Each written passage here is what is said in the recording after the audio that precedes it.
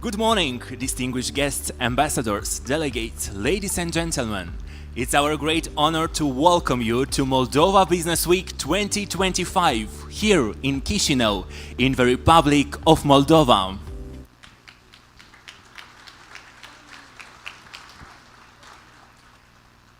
This year is a celebration, the 10th anniversary of Moldova Business Week.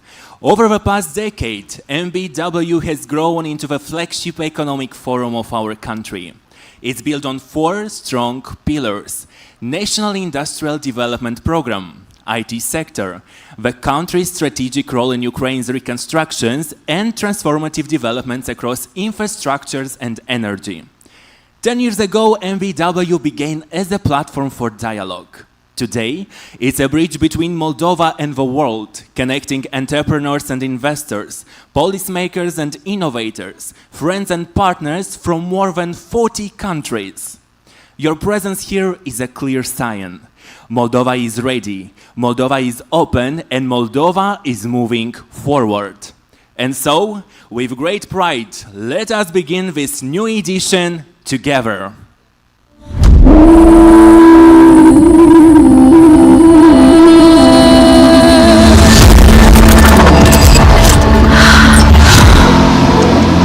It's an exciting Transport electric toilets. The local regulation should be aligned.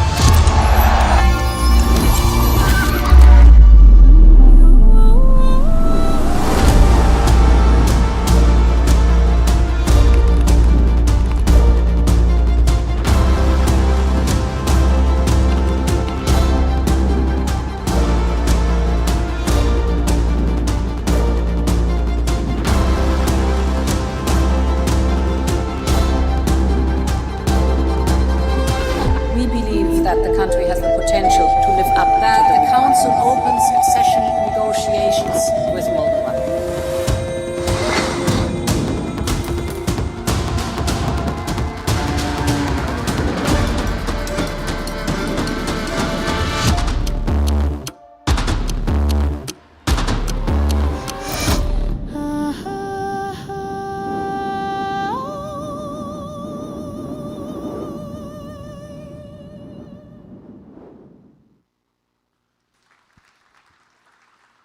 To officially open Moldova Business Week 2025, it's my privilege to invite on stage Ms. Natalia Bejan, Director of Invest Moldova Agency.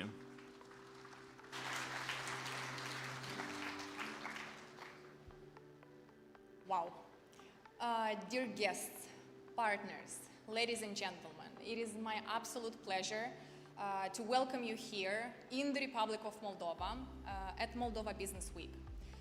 This year we do have a special edition, not only because we have quite an audience from various regions of the Republic of Moldova, but because also, as it was mentioned in the video, we were astonished to see representatives from and partners and colleagues from more than 40 countries joining us today and within this week, throughout this week at Moldova Business Week.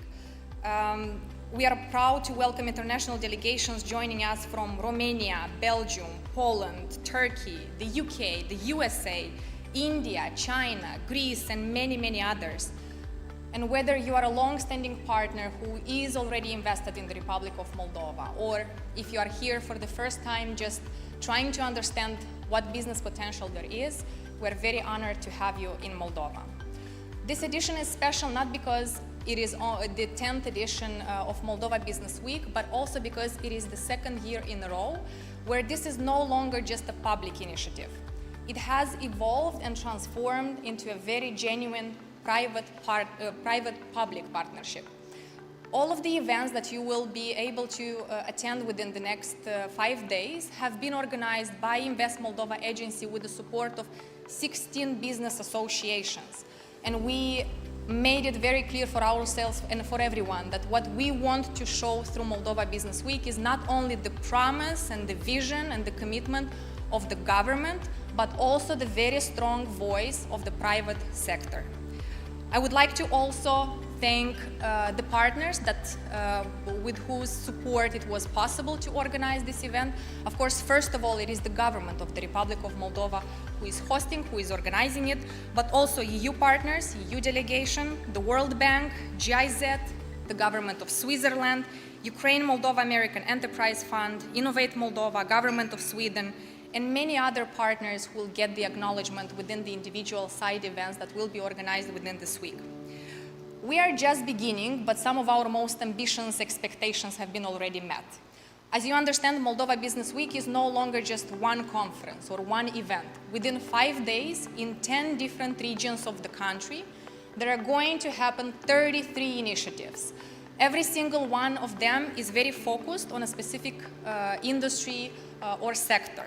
Being it the launch of the investment map that will happen today in Chisinau, study visits to Giurgiulești port, logistic hub at Berești on Wednesday, Forum on Moldova's role on reconstruction of Ukraine on Thursday, announcement of a new tender for renewable energy and energy storage that will happen on Friday. These and many more thematic sessions will happen within this week. We'll cover energy, automotive, agri-food, IT, creative industries, health, real estate, and infrastructure. All of these are listed in a digital agenda because Moldova is a very digital country that you can easily access by scanning the QR code on each of your badges. Also, extremely important is that our mantra, if I may call it like this for this week, is networking. And in order to make sure that you are able to network, to create partnerships and business matches, we have partnered with a local Moldovan startup, which is called Cardneto, and with them, I'm inviting you as well to scan the QR code or to use it from our website to register your profile and to be open for potential meetings and, why not, business opportunities that you can explore here in Moldova. Our vision for this week is pretty clear. We want to show you that Moldova is really, truly open for business, that we are a reliable, modern, forward-looking country that aims to become a member of the European Union. But beyond this, I want you to see something more beyond just of this 1 week. Yes, Moldova has talented people, talented workforce, fertile soils, and bold ideas, but we want you here for business, to be very honestly. Our exporters are placing Moldovan products on the shelves of the world's largest networks. Our startups are achieving impressive exits. You'll see some of them today. Our government is advancing significant, impressive privatization projects. We are visited by more tourists than ever. Last year alone, we had an increase of 48% of the traffic at the airport in the Republic of Moldova. Renowned international brands are stepping into Moldova for the first time, and again, you will see some examples of this today. These are real stories and real numbers that you will see today and throughout this week, and I hope truly that they will inspire you to look at Moldova as a real business opportunity that you don't want to miss or you don't want to invest into too late. On behalf of Invest Moldova Agency, welcome once again to Moldova, and I wish you a very productive, a very inspiring Moldova Business Week 2025. Thank you.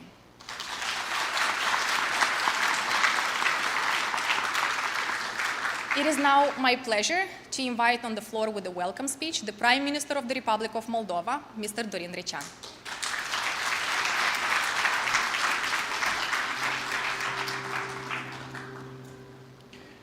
Look, you've saw in the intro that Moldova rocks. And this is very much due to the energy and dedication of a powerful woman. Natalia, please raise up. Let's applaud.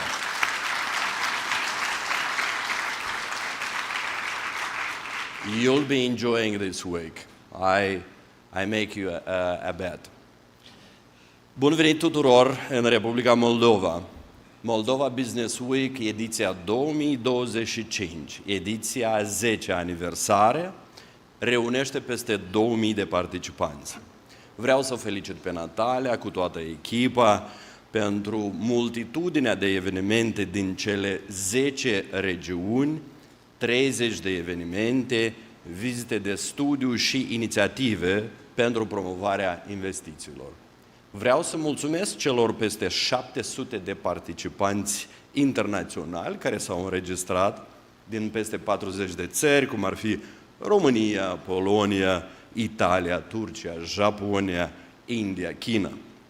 Temele cheie includ digitalizarea serviciilor publice, Moldova IT Park, ajutorul de stat pentru sectoarele industriale, reconstrucția Ucrainei și rolul Moldovei în regiune. Lansăm o platformă digitală, Investment Map, care prezintă oportunitățile investiționale cu implicarea tuturor autorităților centrale și locale. Tot azi facem un pas decisiv pentru piața financiară și integrarea în piețele financiare regionale. Moldova se conectează la piețele financiare europene și vreau să anunț lansarea la Chișinău a noii burse de valori, care aduce oportunități concrete întreprinzătorilor noștri și investitorilor străini, în special din România, celor care vor să deschidă afaceri în Republica Moldova. Companies in Moldova can already operate globally and hire talent from anywhere. This is our promise to local businesses, to the diaspora, and to all who see Moldova's potential.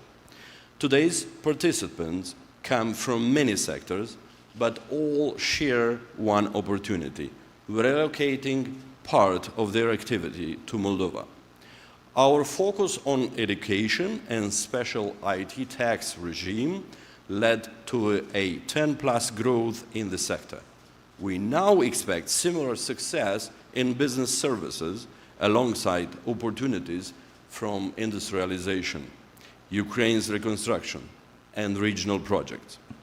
Infrastructure is improving, education is advancing, and Moldova is integrating more fully into the global economy, a fertile ground for investors. Moldova offers unmatched access to European and Asian markets. More than geography, it's a mix of culture and opportunities. You know, like the Wi-Fi password in a tech conference. Once you have it, endless opportunities open. Over 80% of FDI come from the EU, with half reinvested profits, proof that the companies succeed and feel at home in Moldova. We continue to improve investor support to make the experience even better.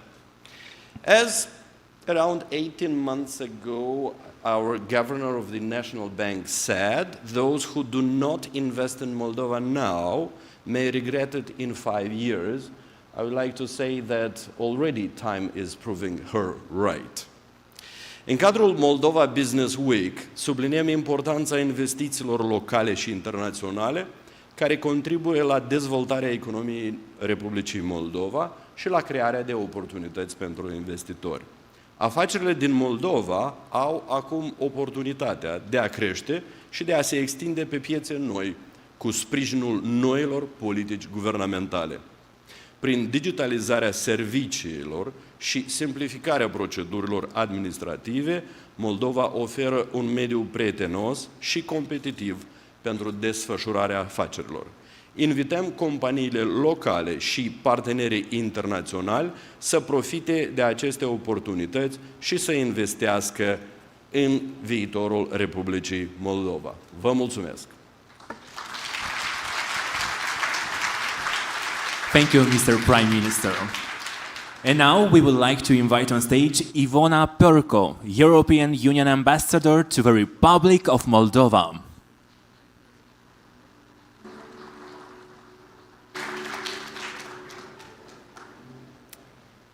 Dear Prime Minister, dear Deputy Prime Minister, distinguished guests, it is a great honor to address you today at Moldova's most important business event of the year. And I am especially pleased to do so at the very beginning of my mandate here in the Republic of Moldova, a country whose future I deeply care about. From my very first days in Moldova, just 2 weeks ago, The warmth of its people and the results of their hard work have impressed me. Together with not less but 3 European commissioners, I traveled the countryside and saw firsthand the resilience and determination that define this nation. I met entrepreneurs, farmers, small business, civil society and artists, all building a better future for their communities and their country.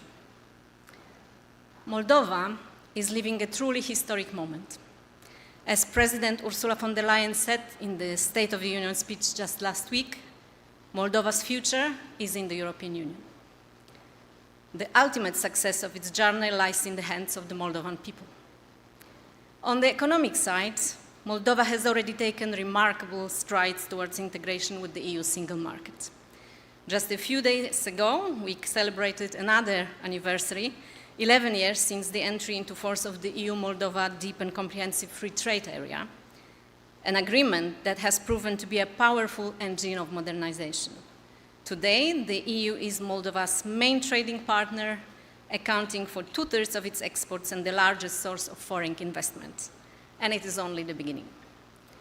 These achievements are even more impressive given the difficult years Moldova has faced. Russia's unjustified war against Ukraine and repeated energy crisis put enormous pressure on the country and its people. Yet Moldova has stood firm, showing both resilience and solidarity with its neighbor. The European Union stands with Moldova. We have mobilized unprecedented financial support, including 1.9 billion growth plan to boost the economy and support reforms, and close to €500 million since 2021 to help Moldova cope with consequences of Russia's energy blackmail. Still, important work lies ahead. Justice reform remains essential to building a prosperous future and to attracting strong, reputable investors. In parallel, we are working with the Moldovan authorities to make life easier for citizens and business. Accession to the EU roaming area and to the single euro payment area are just 2 examples of integration that will bring benefits for everyone, and many more will follow on the way to accession. Let me address in particular the investors present today. By investing in Moldova, you are investing in the future of a European Union member state. Do not wait. The time to invest in Moldova is indeed now. The opportunities are real, the trajectory is clear, and the rewards will be greater for those who seize them early. First movers will not just gain a competitive advantage, they will help shape the very foundations of Moldova's European economy. I also wish to express my gratitude to the local entrepreneurs and international investors who are already active here. Your dedication and vision keep Moldova's economy moving forward. Together, let us build a prosperous, resilient, and European future for the country. Thank you. Mulțumesc. Thank you. Please welcome Doina Nistor, Deputy Prime Minister, Minister of Economic Development and Digitalization of the Republic of Moldova.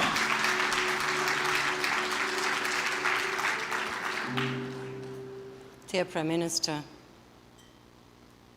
dear partners, dear friends, so many of you in Chisinau. Wow, that's quite impressive. We must be doing something right. Of course, this is a powerful signal. I was thinking about a boat, Moldova sailing in a boat, and there's the wind blowing, so my impression is that it's the right wind that's blowing in our veils, and it will take Moldova to the right destination. And I think the fact that there's so many of you that came from 40 different countries is a signal of trust. And I know that you've traveled long distances, and time is the most valuable asset. So we thank you so much for investing your time for Moldova. Vreau să mă adresez și antreprenorilor de acasă. Succesul de astăzi nu ar fi posibil fără munca și curajul vostru. Vă mulțumesc pentru încrederea și energia pe care o investiți zi de zi în afacerile voastre, în comunitățile voastre și în viitorul țării noastre. I want to begin with the fundamentals. Moldova's economy is resilient and is poised for acceleration. We have weathered global and regional shocks, energy crisis, but the growth is poised to return. We are backed by the 1.9 billion of the EU growth plan, and this means that we are unlocking a new cycle of reform and investment. I want to underscore that this month, Fitch Rating reaffirmed Moldova's B+ rating with a stable outlook. And this is a milestone that signifies macroeconomic credibility to global investors. And our objective remains to converge with Europe's growth trajectory.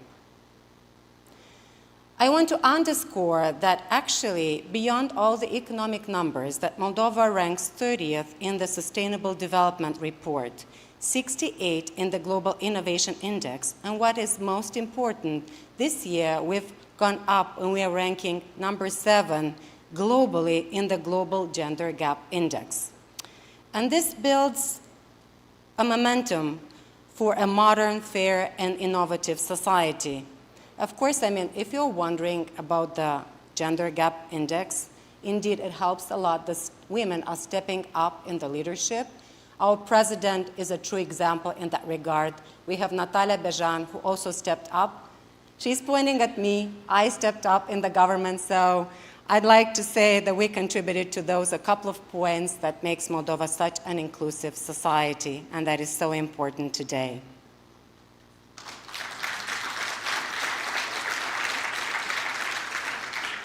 Under the EU growth plan, we are implementing over 150 reforms by 2027.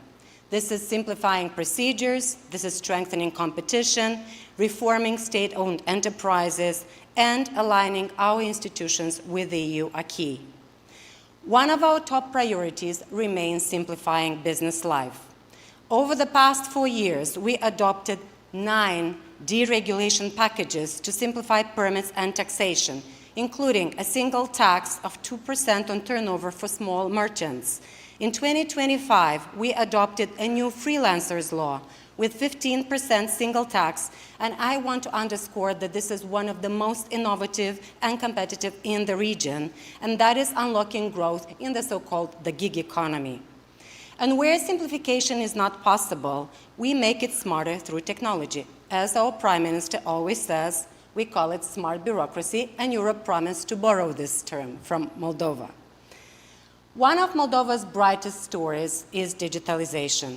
Over 80% of entrepreneurs now interact digitally with the state through platforms like the EVO app, or as we call it, the government in your pocket.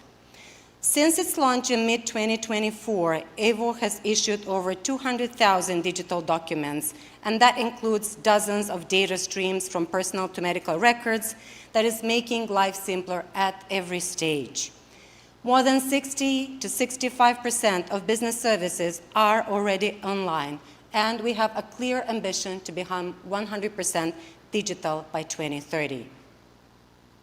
Stimați cetățeni, ceea ce construim împreună prin digitalizare nu este doar pentru investitori, este pentru fiecare cetățean, pentru fiecare familie. EVO, semnătura mobilă, serviciile online, toate acestea înseamnă mai puțină birocrație, mai mult timp pentru oameni și o Moldova mai aproape de Europa. Moldova also boasts 90% gigabit coverage, and that is among the highest in the world, and that's above the EU average. And that creates the backbone for a thriving ICT sector that's already worth 7% of our GDP. At its core is Europe's first virtual park. This is called Moldova Innovation Technology Park, that is home to more than 2,500 companies from 43 different countries. And that is backed by our 7% single tax regime that is guaranteed until 2035. And digitalization is a great investment. For every 1 leu that we're investing in digitalization, the state recovers 100. But most importantly, it saves time and it saves energy for our citizens. This year, we're also launching remote business registration and a national eKYC system and mobile qualified signatures, and that's paving the way for more secure cross-border management. Moldova is now recognized as one of the most advanced countries in the region in e-government. And we became the only non-EU country co-creating the European Digital Identity Wallet, and that is proof that we're not just adopting the Europe's digital future, but we're helping to build it. And we're scaling even further. This year, in 2025, together with our technical and medical universities, we announced 2 new innovation districts. One is Agritech Park, that is for smart agriculture, and the second one is Moldova High-Tech Park, that is a greenfield investment on 50 hectares for deep technology and healthcare innovation. Moldova produces one of the world's thinnest and longest nanowires that are now powering cutting-edge brain-computer interface research. And that is an example how Moldova is stepping forward and is ready to help shape a more innovative Europe. Why this matters? Our digital backbone is the foundation for Moldova's economy of the future that is enabling innovations in AI, fintech, health tech, agritech, and advanced digital services to scale across the EU. Connectivity is at the heart of Moldova's transformation for business and investment. Growth needs modern infrastructure, and Moldova is a key link in Europe's economic and logistics networks. We are modernizing rail and road corridors within the TEN-T network. By the end of 2025, we will complete the feasibility for the Ungheni-Chișinău-Odessa highway. That is a new east-west corridor. As Natalia already said, Chișinău Airport grew passengers by 46% in 2024 alone and continues to grow this year, while the Mărculești Airport is being transformed into a cargo hub. At the Giurgiulești Free Port, Moldova's only seaport, we are expanding capacity and attracting new investors. We are building multimodal terminals in Chișinău, and this Friday I will be in Ungheni at Berești, where we plan our first large-scale logistics hub on the Romanian border. Why is this important? With a 1,222-kilometer border with Ukraine and direct access to the EU, Moldova is committed to contributing to European supply chains and Ukraine reconstruction that is helping to shorten routes and lower costs and also grow regional resilience.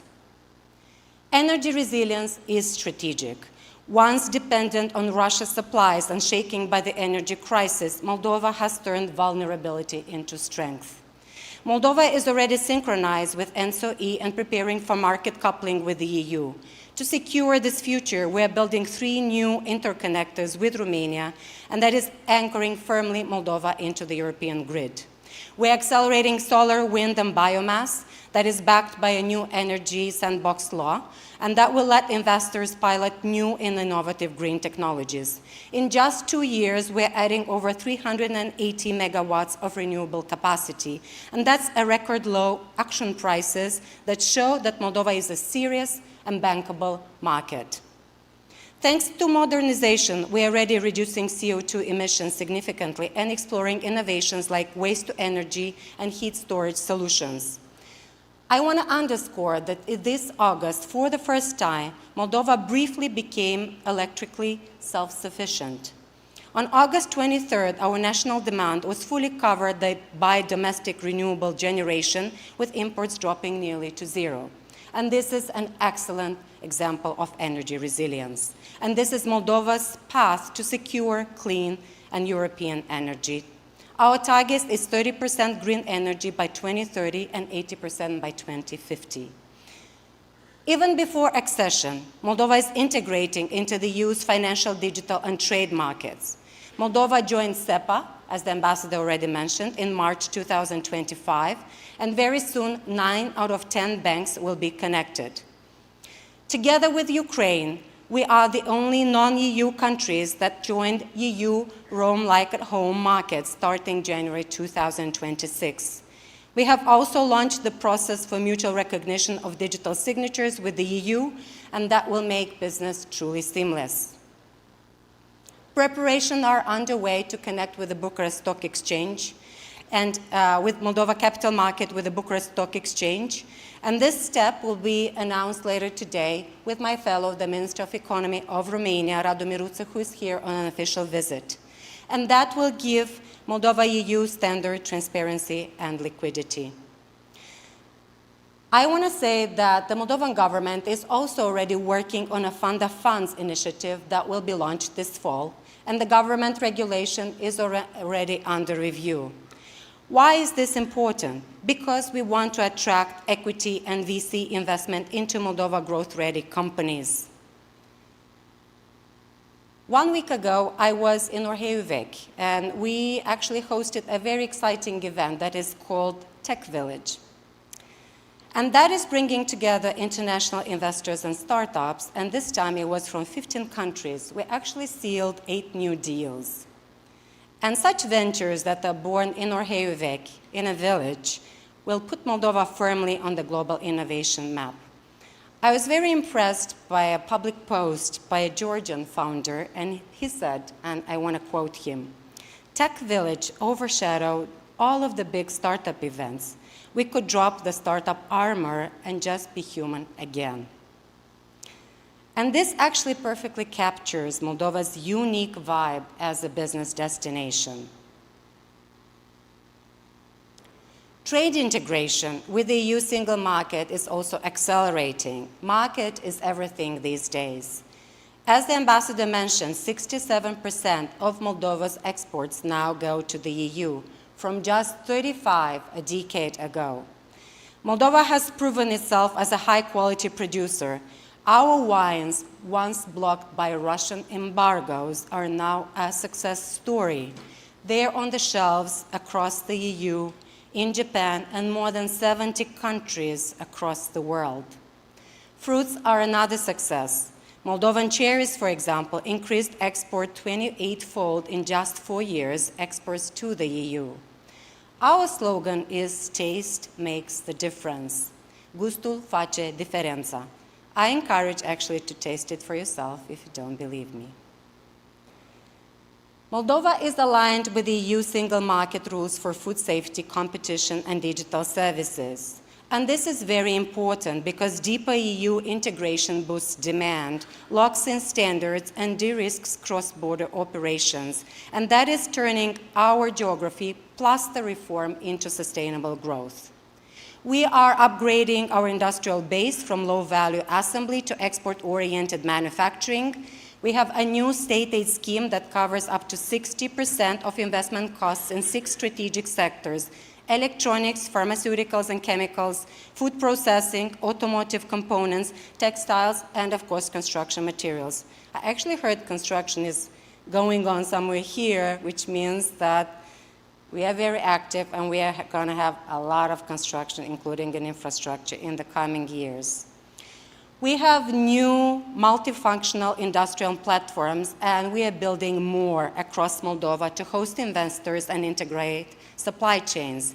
And this is also about inclusive growth. I want to say that just a few weeks ago, I visited the Iedinets Industrial Park. This is in northern Moldova in a very small town. And what I saw there is that such parks, that in the case of Iedinets, is hosting 400 rural jobs.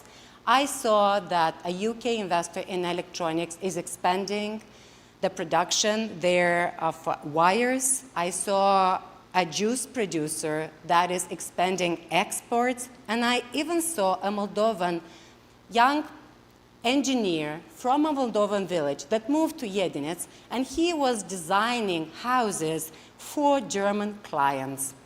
And I think that this is actually a strong signal why we need not only to develop businesses, but we need to develop businesses with impact. And a stronger industrial base raises productivity, diversifies exports, and creates score that, for example, at the medical faculty, there is huge competition because it's one of the best universities in the region. And that proves that when university admissions are rising, the young Moldovans are choosing to stay, study, and build their future at home. And this is the strongest signal that Moldova is on the right path.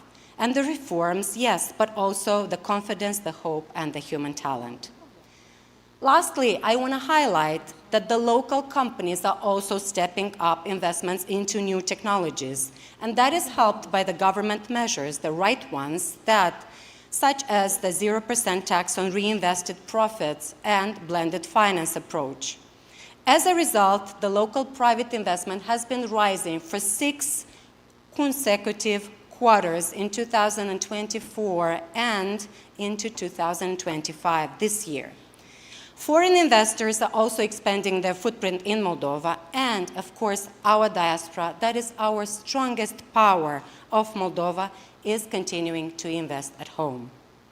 But now is the moment to accelerate this investment and take part in Moldova's next chapter of growth. Finally, I want to conclude that we all know that Moldova is approaching the most important elections in our country's modern history. This is not only about choosing representatives, they are about choosing a direction. After going through the rayons, talking to people, talking to citizens, talking to businesses, I remain absolutely confident that our Moldova will succeed. We will succeed in reform, we will succeed in integration, and we will succeed in showing the world that democracy, openness, and resilience are not optional, but these are our strengths. Moldova is open for business.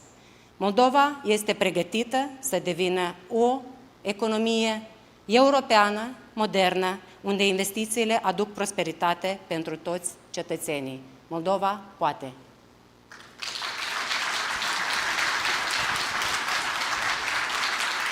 Thank you to our distinguished speakers for setting the tone of this special day. Their words remind us why Moldova's journeys matters. At this point, I invite you to discover the voices of those who shape our economy every day.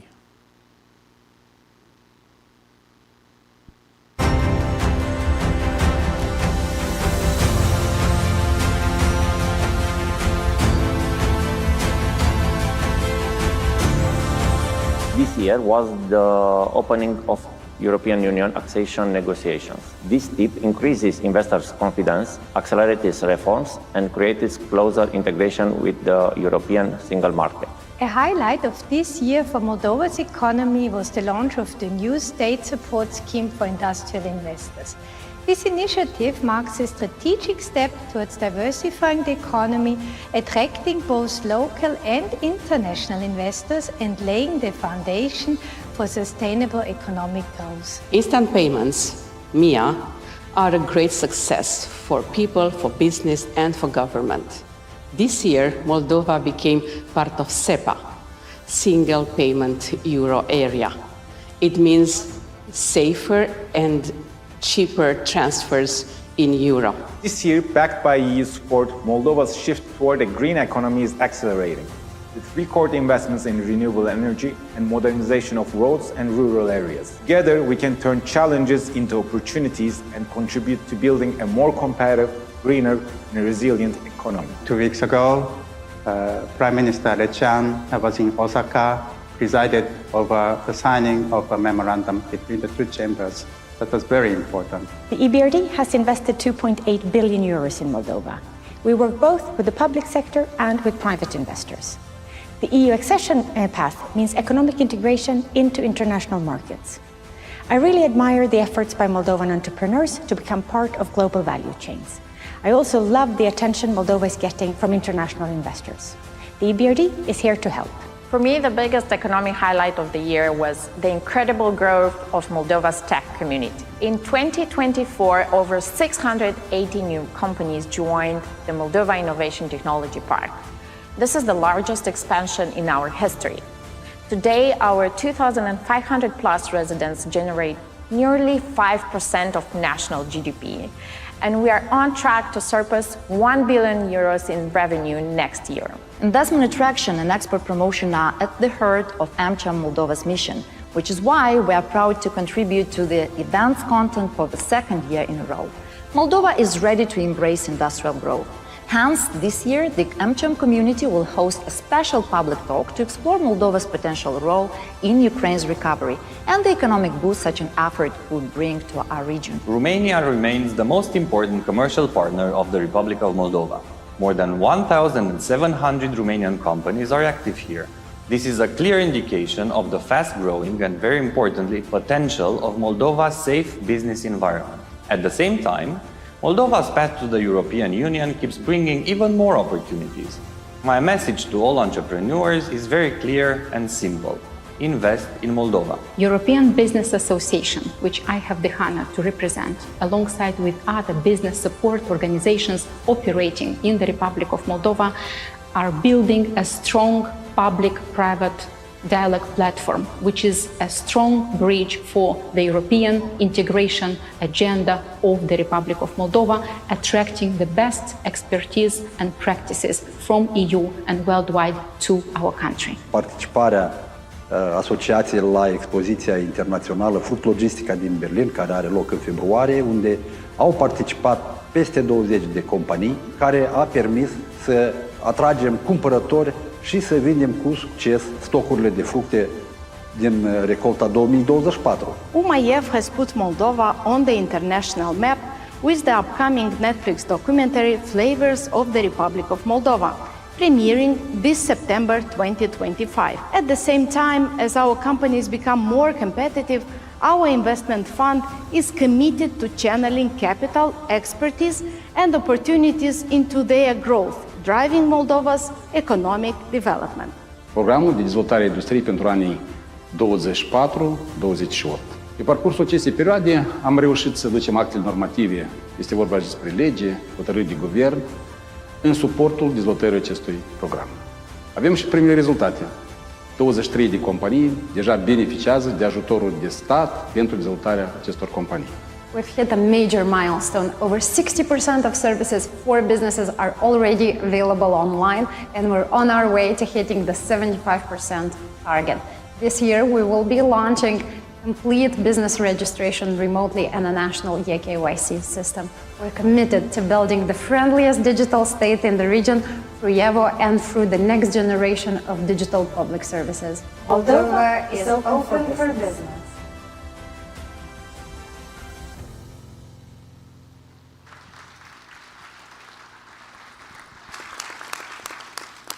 And now, to bring these stories to life with real examples of courage, growth and innovation, I'm delighted to welcome on stage our next host, Ms. Irina Tolstousov, Deputy Director of Invest Moldova Agency.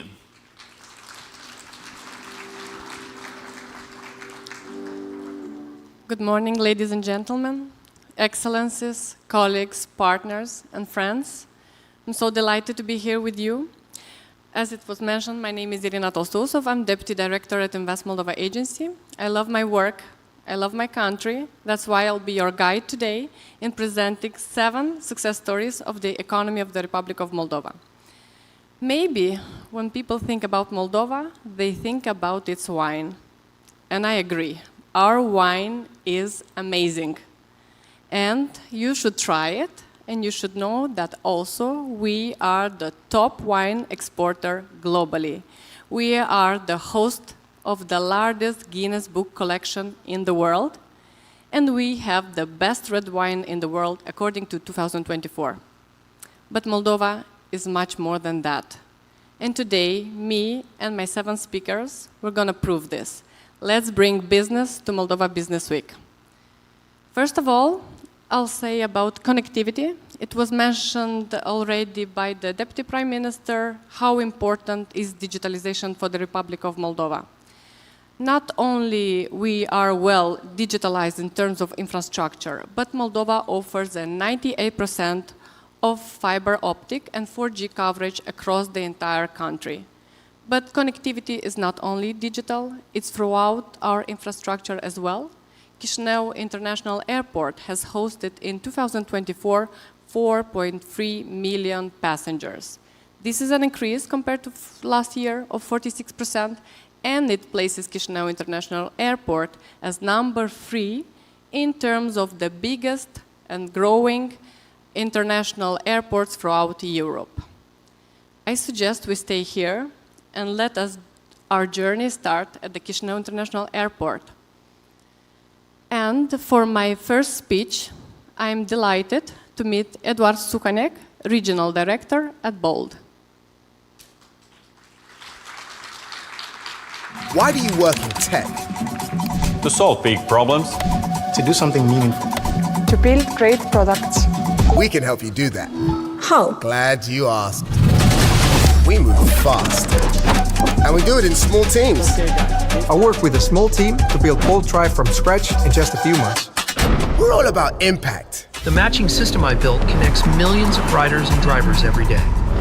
And we know that technology can help. I use machine learning to prevent unsafe rides on our scooters. We'll give you ownership. Your users will give you feedback. And together, we'll shape the future of mobility.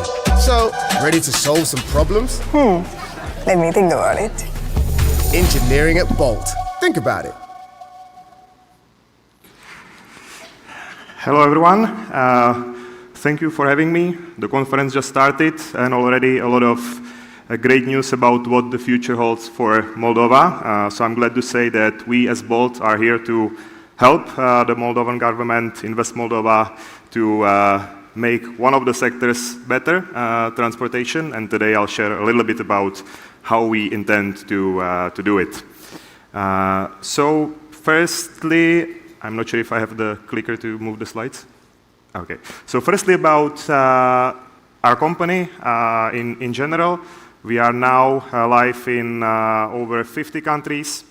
Thank you. 600 cities, and we have over 200 million users. No longer we are only present in Europe and Africa, but recently we have launched in some outside countries as well, United Arab Emirates, Malaysia, Canada. We are doing very great in Paraguay, Thailand, so we can call ourselves really a company that shapes the transportation industry around the globe.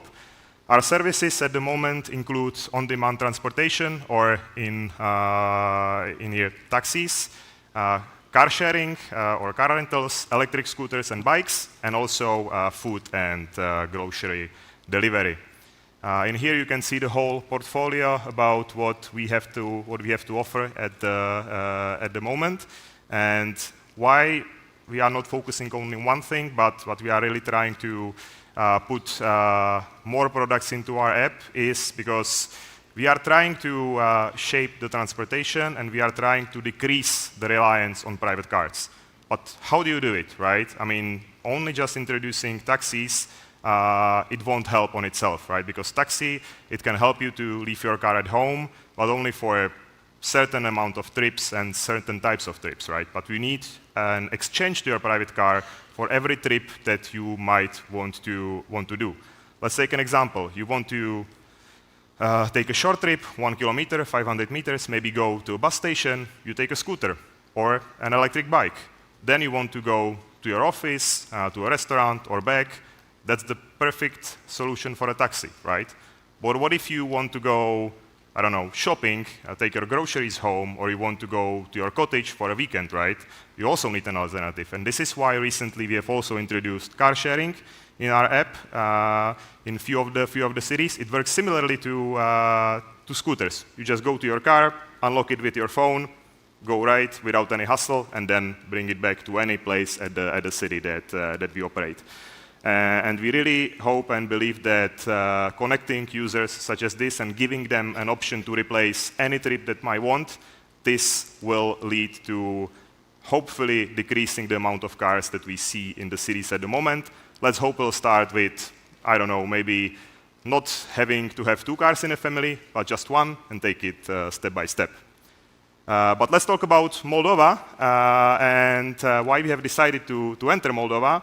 First of all, we have been here for some time already with our electric scooters, right? We have been here since 2021, but right now our core product is ride-hailing or taxis, right? So this was the next logical step to bring to the people of Moldova, and I'm really happy to announce that as of a few minutes ago, actually, we are launching our ride-hailing service, and we are officially live in Moldova. So I really hope that once you'll be looking for a way how to get out of the conference, you can already open the Bolt app.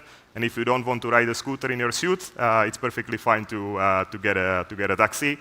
In order to thank and make sure that people of Moldova can really try and experience everything, we are also offering 50% discounts to all of the rides if you download the app. So I really hope that everyone will try it.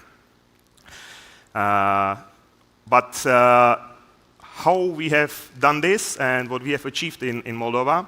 So firstly, about the scooters, we are already operating a fleet of 1,500 scooters. We are the biggest operator in Chișinău. But how about taxis, right? And what was the journey that brought us all here? I'm really happy to announce that there was a lot of talks about digitalization already at the conference, and I can proudly say that we are the first company that will work only with electronic receipts for taxis.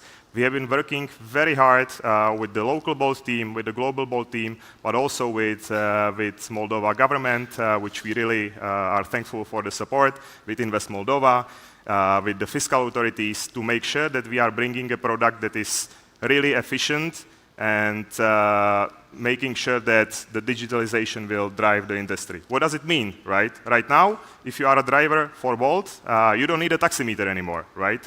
Which means that there is a big saving of roughly 10,000 lei for any car that wants to now become a taxi, right? This is a significant saving that makes an enter to the industry much more easier, which we really hope will bring more availability, better times for you to get a ride, and especially make the lives of our drivers that are making sure you get home safely much more easier. Because no longer they have to press a lot of buttons, they don't have to print a receipt anymore, you don't have to get the receipt and worry about losing it on your way home.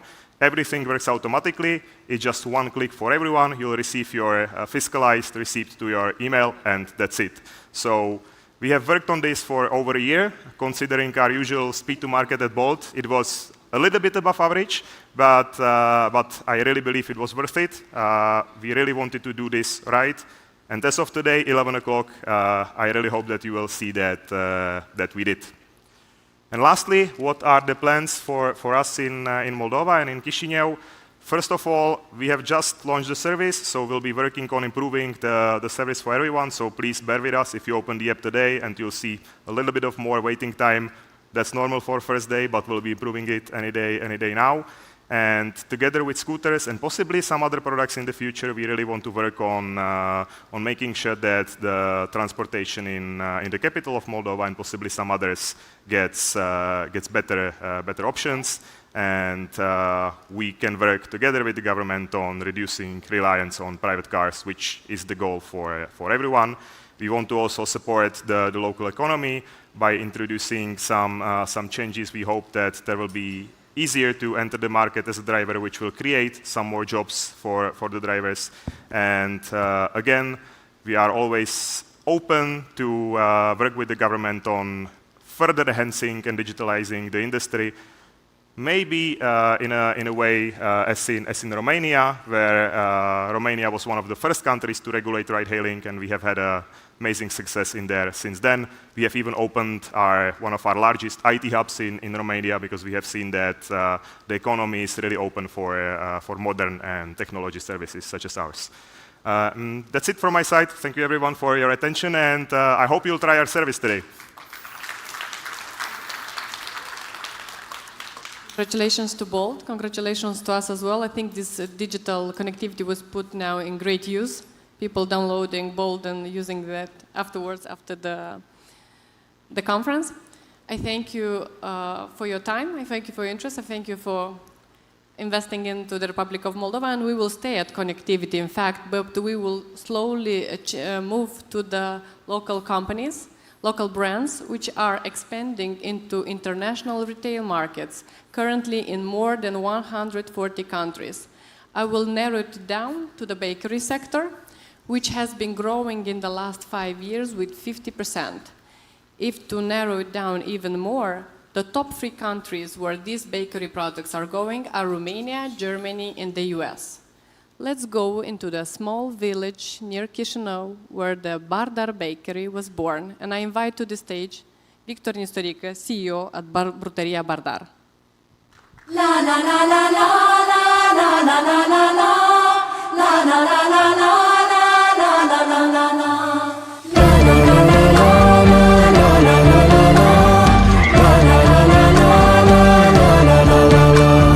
Pâinică frumoasă, pâinică frumoasă, din cuptor scoasă, din cuptor scoasă, pâiniță cu minte, pâiniță cu minte, cu fața fierbinte, cu fața fierbinte, ca fața măicuței, ca fața măicuței, ca mâna tăicuței, ca mâna tăicuței, ca soarele în vară, ca soarele în vară, ca bulgărul în țară.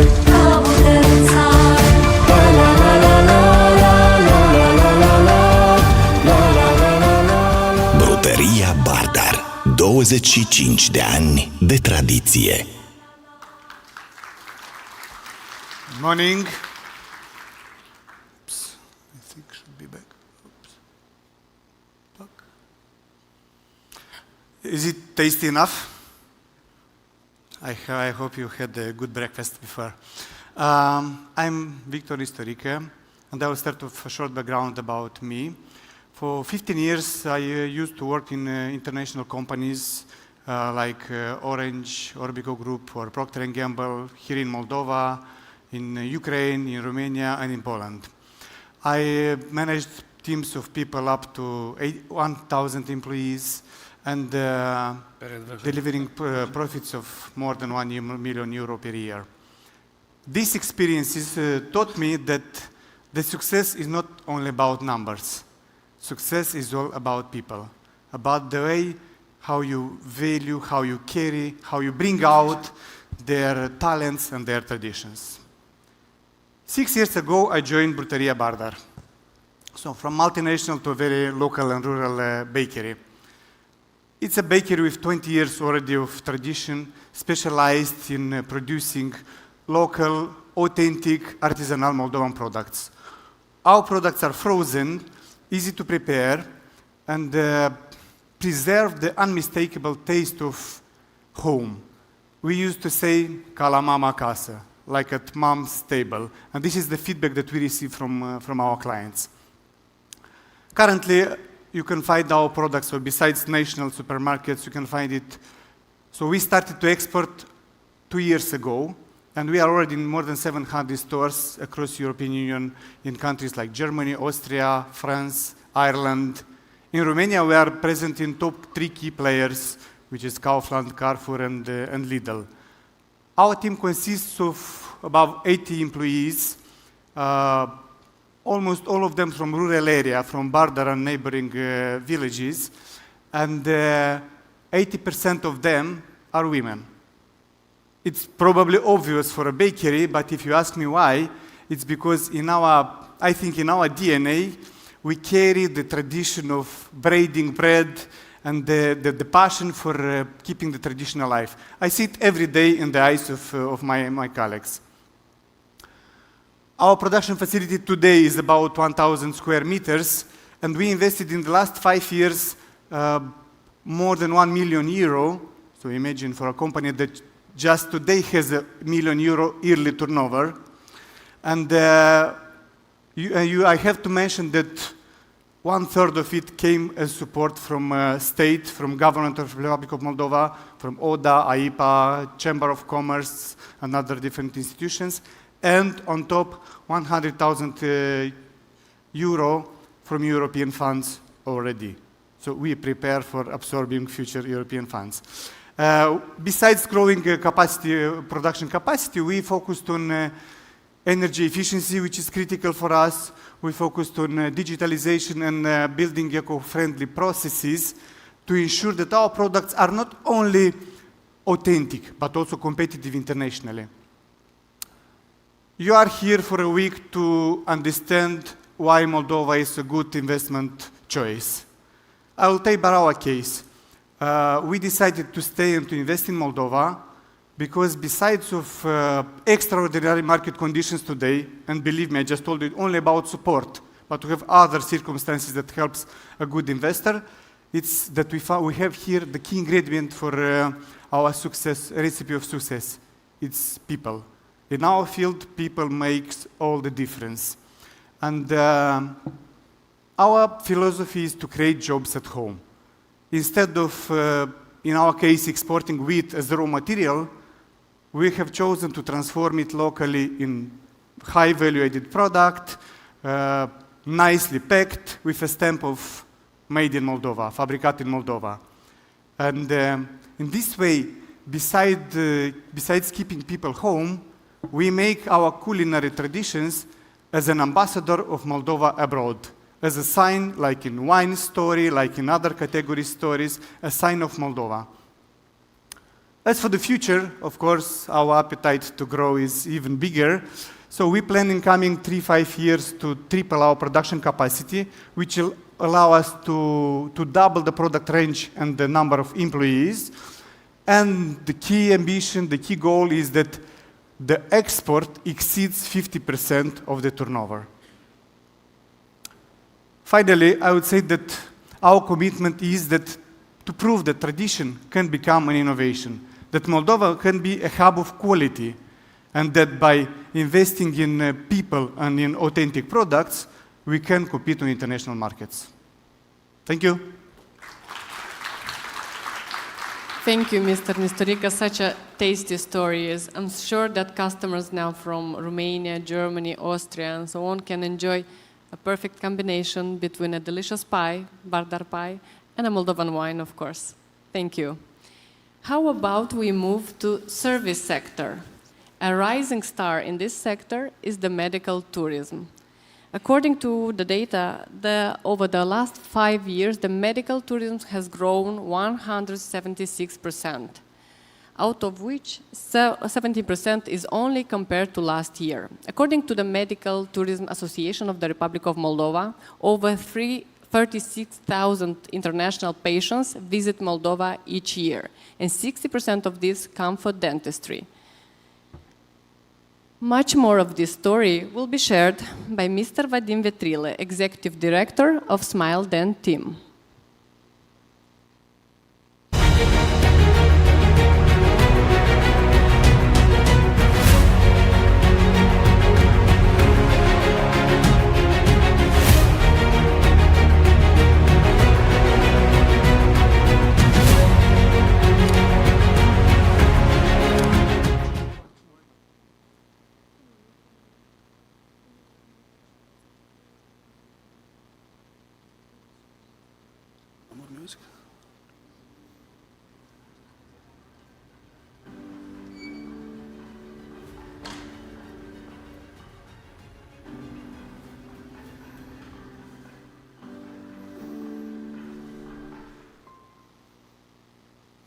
Thank you very much. First of all, I will want to introduce myself. My name is Vetrile Vadim. I am a doctor, a dentist, and also the founder of one of the largest dental network in Romania, Moldova, and with expansion in Italy. Over the last 16 years, we invested more than 35 million euros into create 10 dental clinics, 4 laboratories, and the most important, to create 600 jobs for our employees. This is our location. Also, we built one of the biggest dental laboratory from Europe, 1,200 meters squares, where we start from the last year to export our high dental prosthesis to another doctors and clinics from all around Europe. All the money generated from the dental lab for the export for the last year, it was around 1 million euro annual in prosthesis export. Also, we have a lot of patients that are coming every month to visit our clinics. The total amount of money generated by international treatments for our patients, it's about 15 million every year. We are trusted today by more than 500 patients that are coming every month in our clinics to visit our doctors and to treat their tooth. Also, we are very proud that until today, since 2009, we treated more than 40,000 patients. We treated with success. Our future plan for Moldova is to build one medical hub, 25,000 square meters in Moldova, with a dedicated hotel integrated where our patients can relax after the surgery and after their treatments. Also, our plan is to consolidate all the medical tourists that we have today in Moldova, in Romania, to consolidate only in one nation, in Moldova. This is our future.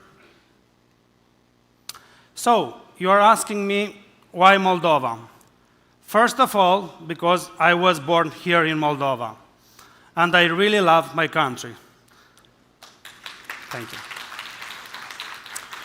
My family immigrated 20 years ago in Europe. I was remaining home alone to study, and I promised to myself that I will develop something big, huge in Moldova in medical domain.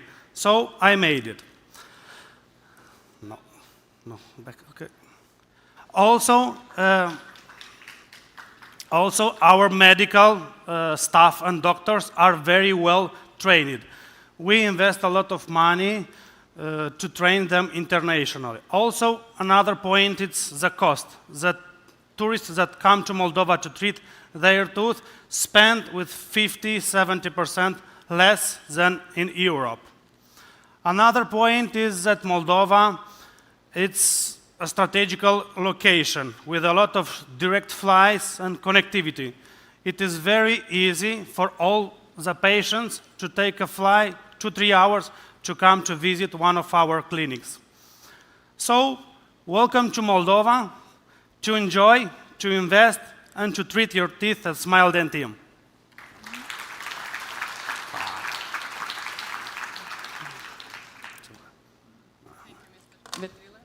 Indeed, currently Chisinau International Airport delivers to 29 countries and 71 direct flights. So all of you who are looking internationally now at the conference, you have some mental notes for yourself, what to try, where to come, what to visit. Thank you once again. We will be staying at the services sector, speaking about the information technology sector, one of the pillars of this industry. The IT has been growing over the last decade more than tenfold, reaching $650 million for 2024. But behind all of these figures, data and statistics are people and their ideas. And now I'm pleased to welcome to the stage Mr. Nicolae Gudumac, CTO and co-founder of Planable, to share his journey.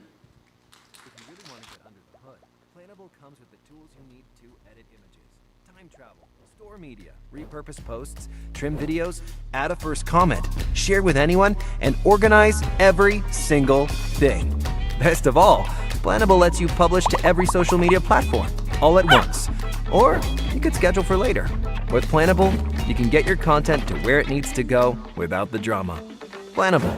Collaboration has never been this easy.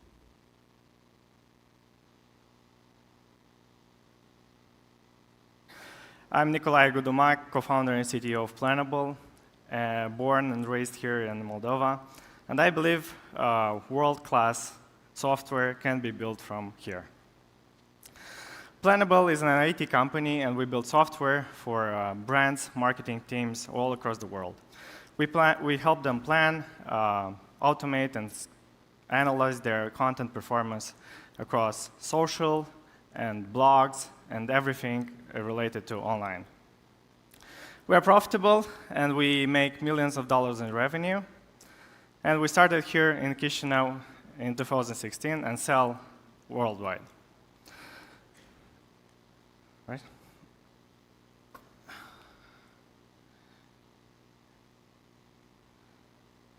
BMW, Hyundai, and Christian Louboutin is just some of our clients. And now we don't sell car parts, or we don't make car parts, or sell or make shoes. We build software, and we empower these brands and marketing teams to build winning marketing campaigns online. Think of Plannable like the backstage, where all the pieces of content, everything gets approved, the timing, the content, the scheduling, everything gets set in one place, and then it's automated and goes live when it's perfect.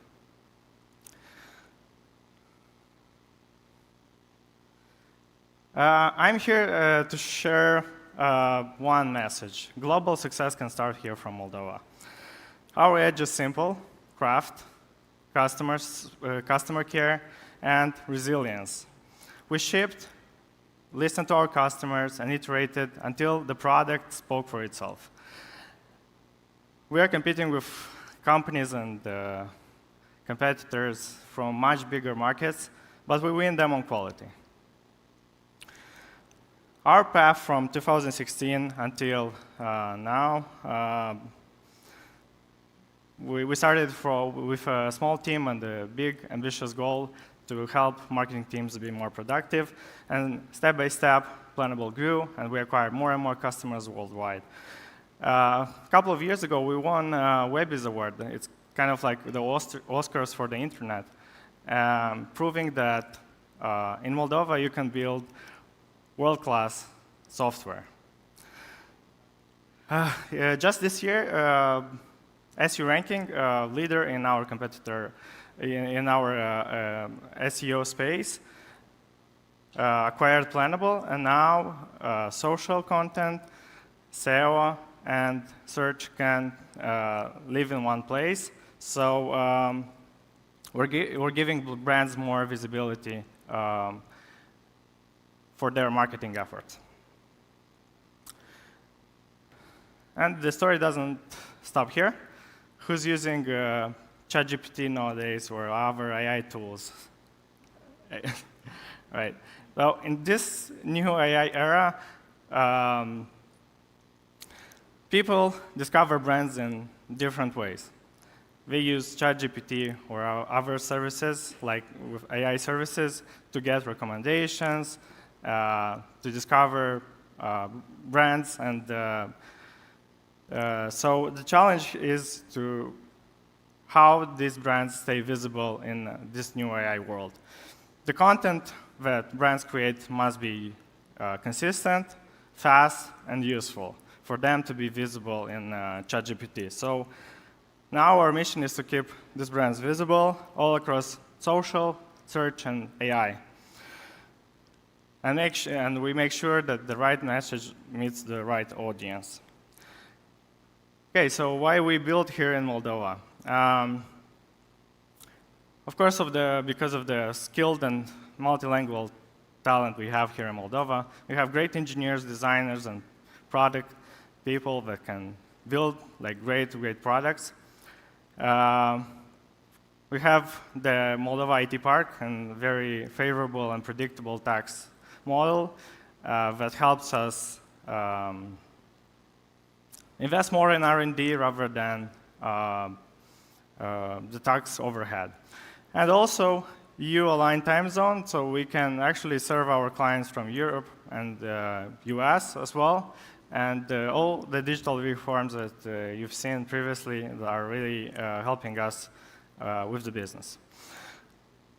So Moldova is not just a good place to start. It's also a good place to grow, compete, and win globally. And Plannable is a good example. From Chisinau to the world, profitable and now ready for the AI era. Thank you very much.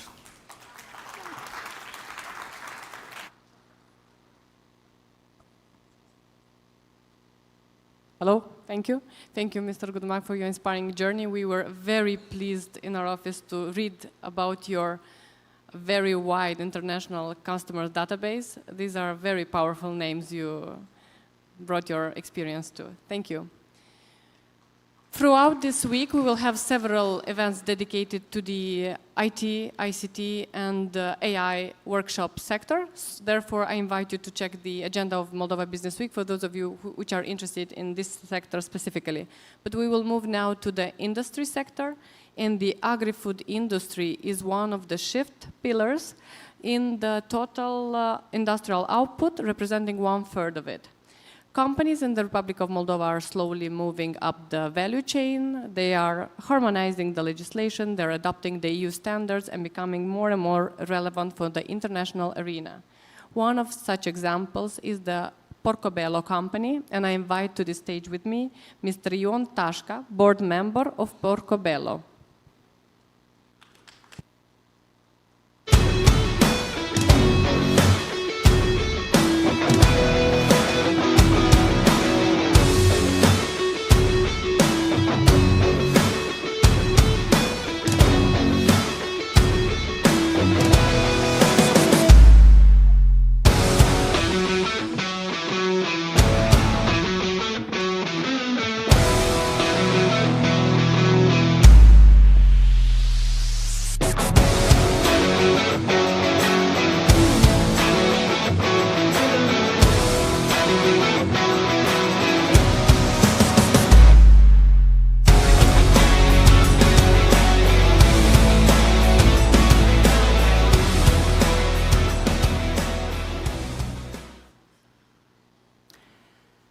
Ladies and gentlemen, good morning, and thank you very much for your invitation to participate and to show what we have done in these several years. So firstly, let me present and introduce myself. So my name is Ion Tashka. I'm a board member and a specialist in consulting agribusinesses, especially in integrated farms, especially in building modern agribusiness projects in the Republic of Moldova. Today I'll represent the company Porcobello, a company that was founded in 2008 and today employs nearly 150 people in rural areas. Since 2008, we were producing only 12,000 pigs per year. Today, we are producing 111,000 pigs for our country in our 3 farms that are located in the center and the southern part of the Republic of Moldova. We are the second largest producer of pork in the Republic of Moldova, with over 25% of share market, and with a turnover yearly of 27 millions. Since 2011 till today, we invested more than 21 million euros in our farms. Recently, we also invested more than 11 million euros in the best slaughterhouse in the region. It's the biggest one, with the newest technology, with the same standards as in the European Union, and is equipped with most advanced and high-performance technology. Today, we say we will not stop here, so we will invest. We plan to invest in a new farm that will cost us around 15 million euros, but will be located also in the center part of the country. For this farm, we will need the support of the government, as it was for our project we had done in our past. This is a picture of how it will look and what it will represent. Why we have done all of this? Why here? Why in Moldova? And why we try to grow this business? We tried to do this, firstly, when we started our business, we said we will be better than our competitors and we will do something for this country, not just to produce and to make money. We said that we will invest here. This is why we have 2 critical aspects. We try to cover our security, our energy security, and also to be environmentally friendly. What we have done, we have built a biogas plant where all the manure from the farms is used and can be, after that, used like a fertilizer, and also all the byproducts from the slaughterhouse, but also you saw that we have, can be used in this biogas plant. So we are integrated from this point of view. Yes. Secondly, what we have done, in all our farms, we have solar panels, a big advantage, because during the day, you know that we are consuming a lot of energy. And this is used to chill down and to control all the processes necessary in the farms. Why here? Why Moldova? I don't know, maybe the best question is to ask you why you are coming here. But I will answer for you. We are coming here because we are working here because this is our country. We want to develop it. We want to invest here for our children, for our next generation. We want to be eco-friendly. We want to support rural communities because, unfortunately, in last years, villages are declining like population. Also, we want to have a local product, a homegrown one. So you, when you are staying with your friends at a barbecue, to say, yes, it's a local product. It's local vegetables, local fruits, and local meat. This is what we have done. So thank you very much for your attention.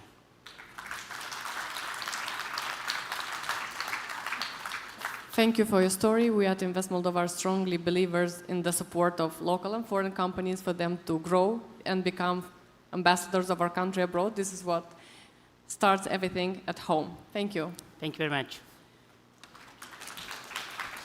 As industries grow and modernize, one aspect is becoming very important, and that is the financial sector, one which is secured and can be protective for other sectors as well. Moldova's insurance market is evolving quickly. The non-life segment has been growing 11% each year. The public sector has opened up its gate for more dynamic and international companies, and a strong example is Moldasig, which was recently privatized. We are proud that one of the Europe's most largest insurers, Vienna Insurance Group, has decided to buy the majority stake of Moldasig, thus becoming the market leader into the Republic of Moldova. And today with us virtually will be Mr. Peter Hofinger, Deputy CEO at Vienna Insurance Group.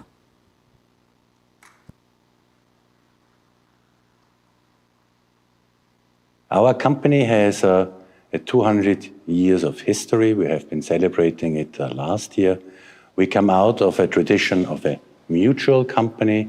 We demutualized around 40 years ago, and in the year 1989, when the Iron Curtain was falling, we were expanding to Central Eastern Europe. Today, we are number one in Central Eastern Europe, having more than 15 billion euro premiums, managing around 37 billion assets, and having more than 30,000 employees. We are following a long-term strategy.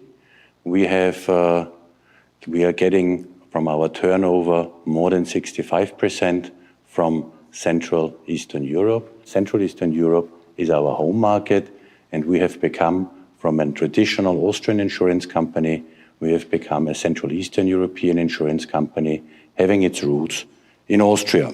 What is very important for us, looking on Central Eastern Europe, but also looking on Moldova, where we are very proud and happy that we have concluded the acquisition of Moldasig, is the catch-up potential of living standard and growing together with the economic development of the countries.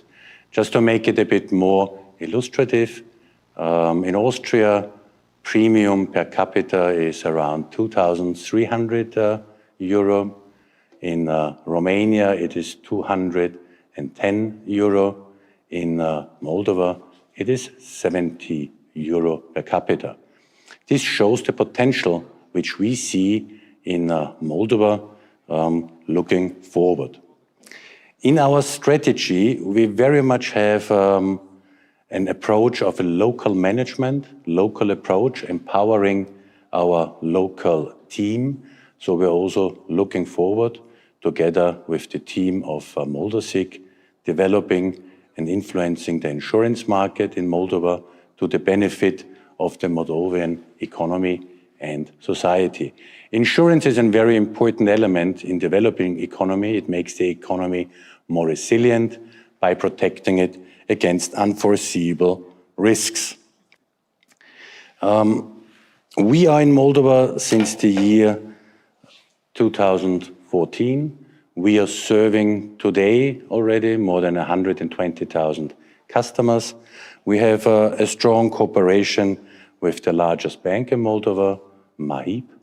All this now we will accelerate with the acquisition of Moldova.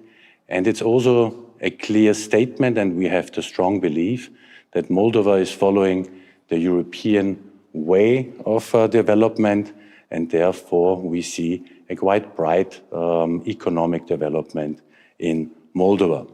I also have to say, during this transaction, we have experienced an extremely professional approach and behavior by the authorities of the Moldovan government being involved in it. I would really like to thank in the trust of us, and looking forward to a successful development in Moldova, and we will be part of it with our Moldova. Thank you very much.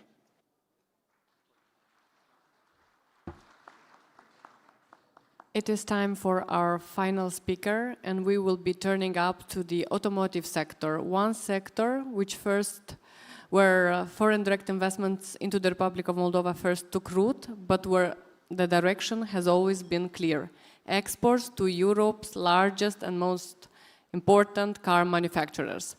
As for today, 1.3% of all cars manufactured worldwide have components made in Moldova.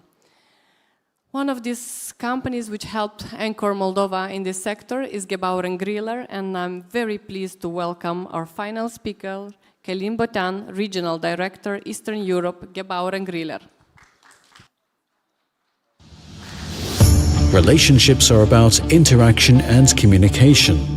They are the basis of any process, whether human or technical in origin. Our vision is to constantly ensure reliable and seamless energy and data transmission, and to provide technology indispensable for our everyday lives.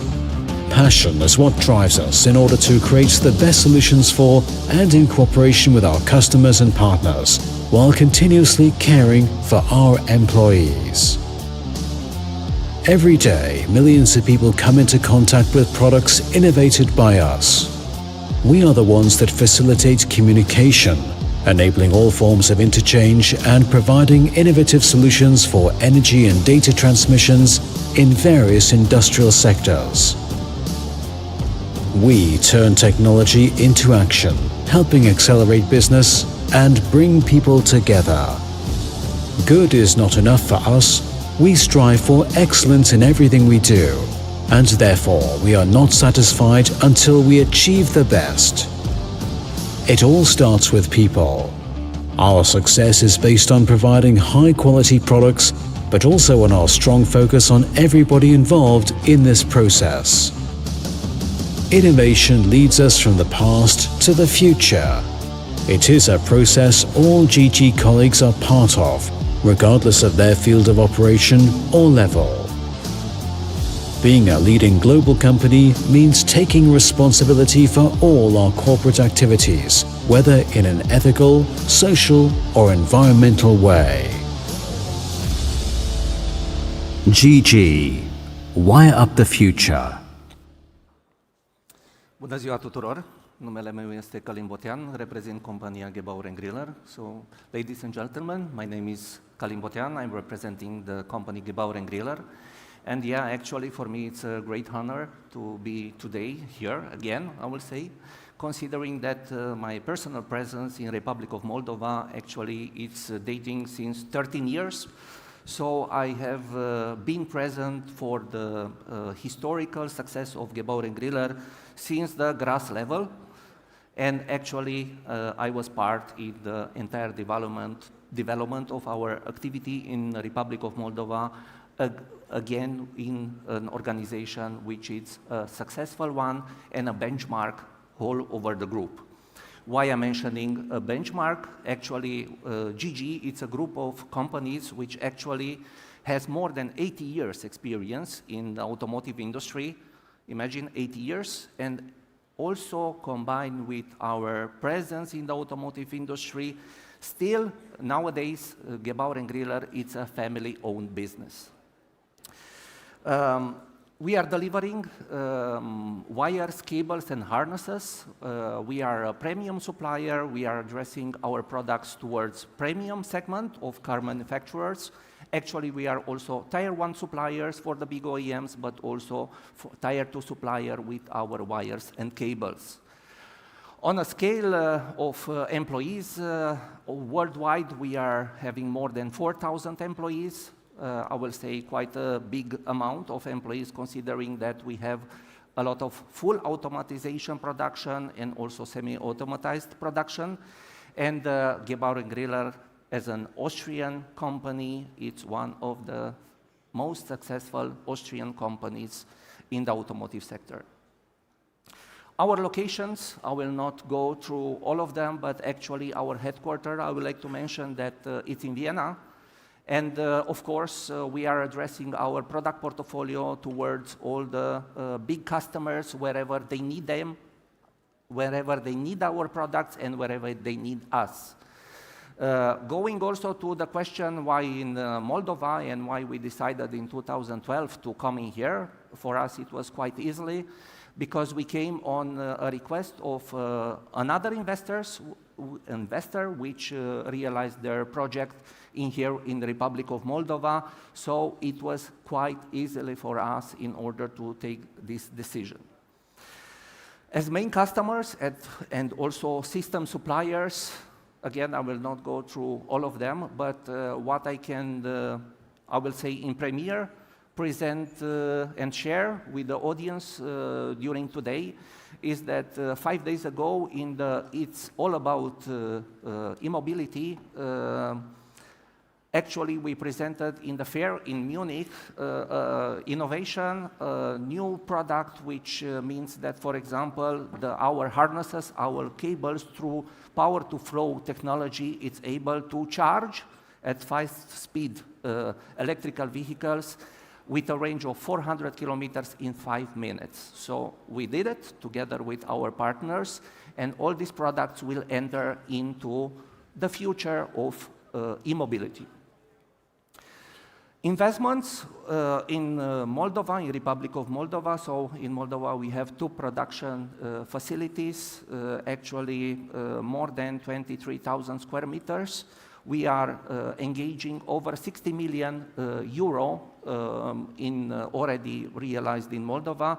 And also nowadays, I'm able also to share that we are extending our warehouse capacities in Moldova. So we have right now an investment more than 1.2 million euro with additional 1,500 square meters, which will be done in one of our factories here in Moldova.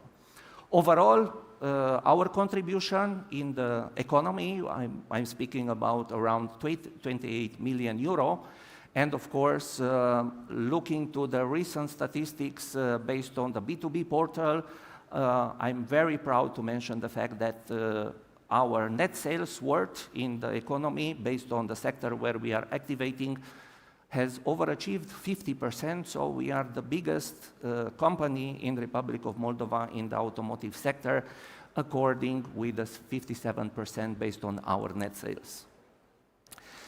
In our production facilities, which are located in Balti, so we have 2 production plants, we have more than 1,200 employees, and for the future, and considering also the good experience that we gain over the 13 years, all our confidence when we are seeing what is happening in the country, what is our success in here, actually we have also additional plans. What means this? In the following 2 years, we will add on the top of the employees around 200 employees. We will reach close to 1,400 employees. Investment around between 5 and 8 million in the next years, and actually we will increase our turnover revenue with more than 20%. So nowadays, and actually net sales only for the entity in the Republic of Moldova for a previous fiscal year, it was more than 140 million euro. Products done in the Republic of Moldova and 100% export of our goods all over the world. Thank you so much. Thank you. First of all, congratulations for your growth. Congratulations for the innovation you bring to the industry and for the international audience as well. I want to thank all of my speakers for bringing their stories to this arena, to the conference. From digital to bakery to innovation, everything matches and goes hand in hand, showing up a Moldova which is modern, which is growing, which is expanding. I hope you've found your creativity in these stories. I hope you found some fertile ground. And on behalf of myself, of Invest Moldova, but also throughout the stories, we are saying Moldova is open for business. Thank you.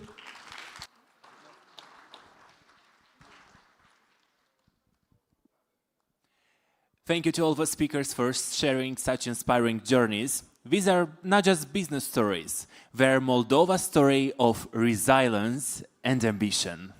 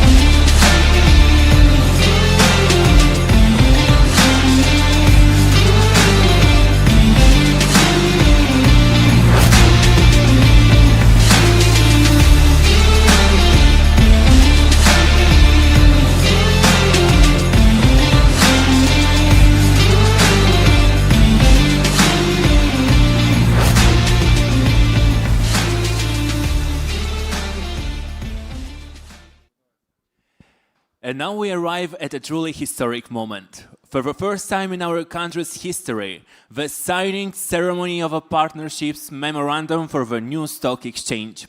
To guide us through this milestone, I'm honored to welcome Deputy Prime Minister and Minister of Economic Development and Digitalization of Republic of Moldova, Doina Nistor, and Minister of Economy, Digitalization, Entrepreneurship and Tourism of Romania, Radu Miruț.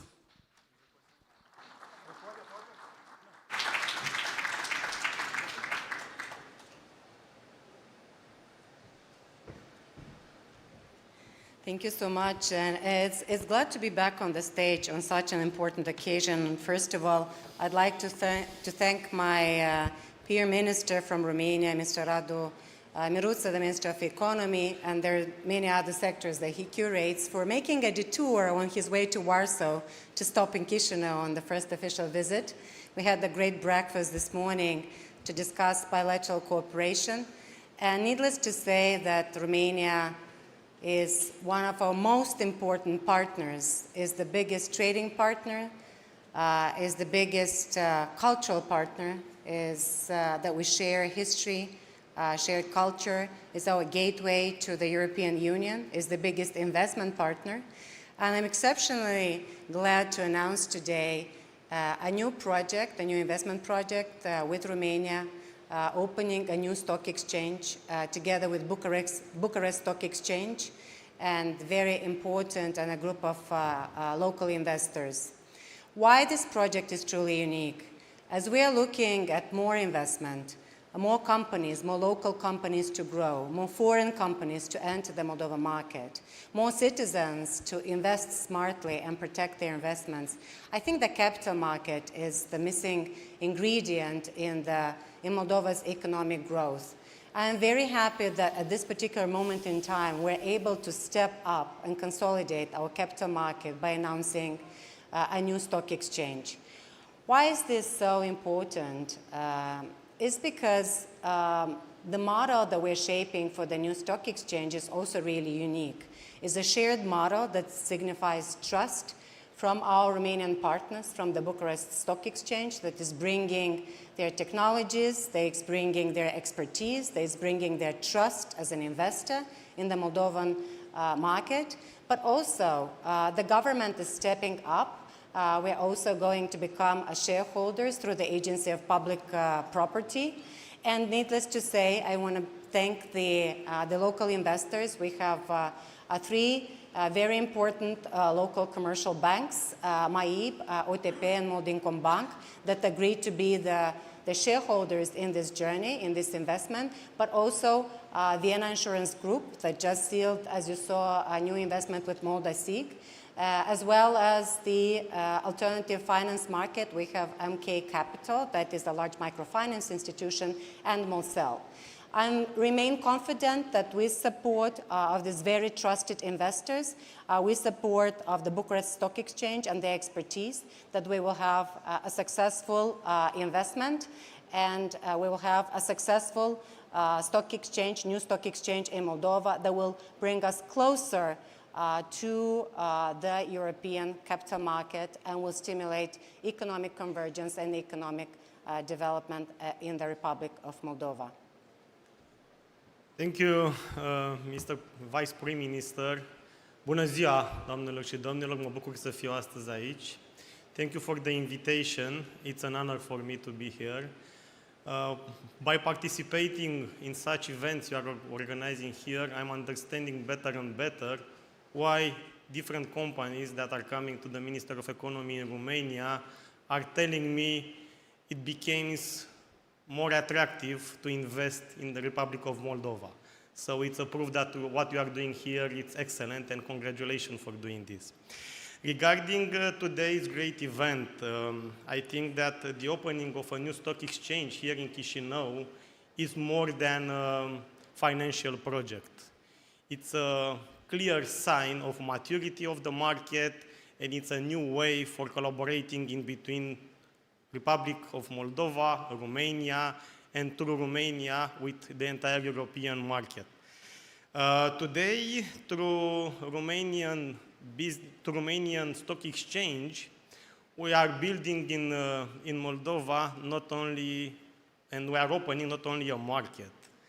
It's clear for me that through this decision, we are building a bridge in between Romania and Moldavia, and in bridge over which we can construct more and more each day. This initiative, it's a proof that our economies can grow together and can grow faster if we are collaborating each day per each activity, and this is what we are planning to do in the next period. Such an opening, it's a benefit for all the actors. For the citizens, they are receiving a new way for investing their savings, not only in banks, but now they can invest in companies through an instrument which now became valid in Chișinău.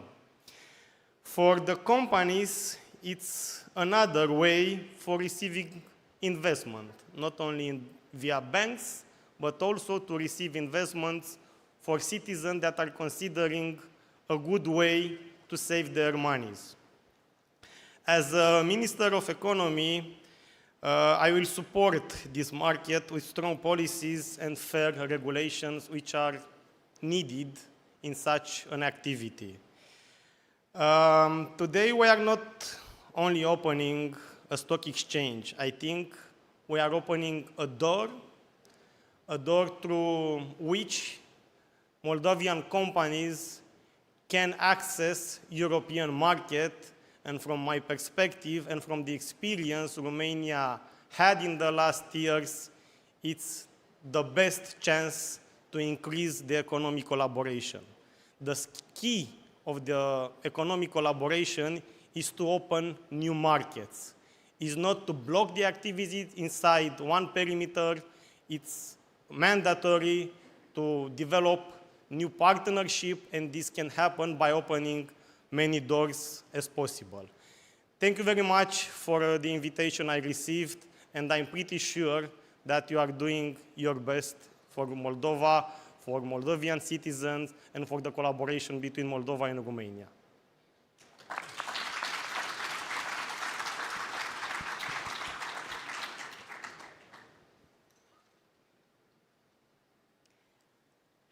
We will invite now up on the stage our colleagues from the Bucharest Stock Exchange and our esteemed investors for the signing of a memorandum of understanding. Is basically the commitment to set up the stock exchange. We have had more than 2 years building into this project, and I'm very happy, very pleased that we're reaching now this historic moment of sealing the arrangement. I want to say that the stock exchange will become operational with the first transactions already in summer of next year. But first of all, I would like to welcome on stage Radu Hanga, chairman of a board of a Bucharest Stock Exchange.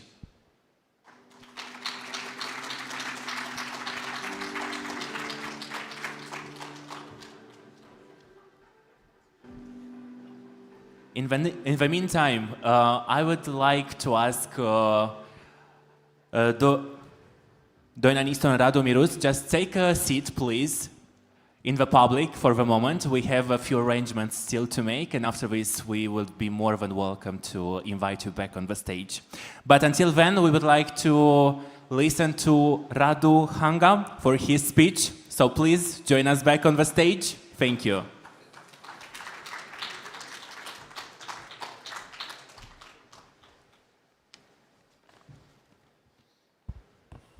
Hello, everyone.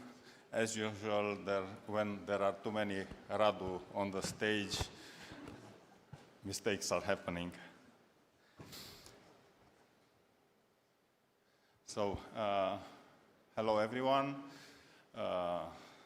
Mr. Deputy Prime Minister, Mr. Minister, Mr. Chairman of the Financial Supervisory Authority here in Moldova, dear colleagues, it is an honor and a great joy to be in Chișinău today. I would say this is a historic moment for the future establishment of the new stock exchange here. I would say it is more than a financial initiative. I'm looking at what's happening in Romania with the stock exchange, and I would say it is a symbol of confidence in the future. It is a symbol of regional cooperation and shared aspirations for development and prosperity. The Bucharest Stock Exchange was born some 30 years ago from a dream, from the desire to build a modern, a transparent, and an efficient market. In the recent years, we have learned that the success of the capital markets is based on 3 fundamental pillars. First, I would say, is the shared long-term vision for the development of the local economy, and I saw that this exists here in Moldova. I was following the statements of Prime Minister Recean, of Deputy Prime Minister Doina Nistor, and Mr. Director Natalia Bejan. So we really see things moving here. Second, and another very important thing, is the partnership between the key stakeholders, those who are contributing to the development of stock exchange. And here we speak about the state, about banks, local companies, intermediaries, and of course investors, both institutional and individual. And last but not least, trust, because you cannot build anything without trust, and I saw and I heard this term announced here for a couple of times. Our position from Bucharest was, in the discussions we had in the last years, very clear. We want to be an active partner of Moldova. We want to provide long-term know-how. We want to provide expertise, both technological and human. And we would like to share everything we know with our Moldavian partners. Above all, we want to build this institution together with local partners, with the Moldovan state, with banks, and with companies that believe in this project. We welcome the openness and the decisive involvement of the Moldovan authorities. We thank Prime Minister Dorin Recean, Mrs. Vice Prime Minister Doina Nistor, Mr. President Dumitru Budiansky, I mentioned before, Mrs. Natalia Bejan from Invest Moldova Agency and all your colleagues for the support we had during these years. I would like also to mention former Minister Dumitru Alaiba, who was very supportive for the project, and also, of course, Veronica Arpintin. Thank you very much for your instrumental contribution to the steps forward. This stock exchange we are building, we are starting to build today, is not just for large companies. We want young entrepreneurs, innovators, and startup companies to have access to capital and visibility so their ideas can turn to successful businesses. We saw some examples, and very nice to see Bruteria Bardar, Smiledent, Planable, Porcobello here on stage. We are here to support all these companies to become well-known brands in Moldova and abroad. I am convinced that through close cooperation we can turn this initiative into an essential pillar for the Moldavian economy and an example of regional cooperation. And of course, before closing, I would like to thank to all our Moldovan partners for the journey we had. And I would like to mention here APP, Roman Kojuhari, MAIB, Georgi Shagidze, who was supportive all along the way, Donaris, Vienna Insurance Group, Andrei Plămădeală, OTP Moldova, Bogdan, thank you very much, Molcel, Carolina, thank you very much, Moldincon Bank, Alexander Picker, and MK Credit, domnul Petru Delinski. Deci, mulțumesc foarte mult pentru drumul pe care l-am parcurs împreună până aici. Sunt convins că Bursa din Moldova va deveni o poveste de succes. Aveți tot suportul Bursei de Valori București și ne bazăm în continuare pe parteneriatul pe care îl avem cu dumneavoastră. Vă dorim mult succes și mulțumim tare mult! Thank you. We are gathered here to witness the formal signing of a partnership memorandum of understanding that will establish a new, modern stock exchange for the Republic of Moldova. This initiative is born from a shared vision to develop a vibrant, secure and transparent capital market powered by the expertise and technology of the Bucharest Stock Exchange and fueled by the commitment of Moldova's leading financial institutions. This venture is a powerful alliance led by the government of Moldova via the Public Property Agency and the esteemed Bucharest Stock Exchange, as well as a consortium of respected local shareholders, alongside Donaris, MAIB, Molcel, Moldincon Bank, OTP Bank and MK Credit. In the past we built bridges of flowers. Today, we are building a robust bridge of capital connecting Chișinău directly to the European financial landscape. The moment has arrived to make this partnership official.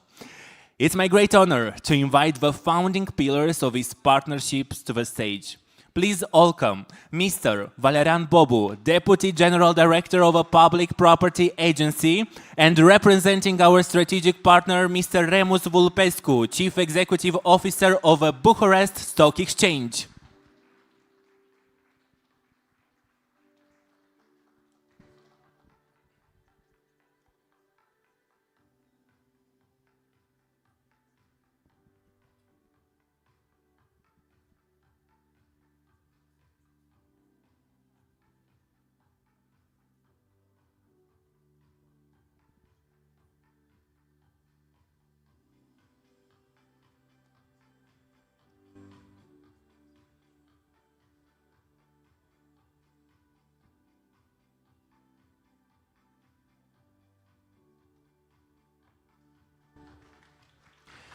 The foundation is set. Congratulations!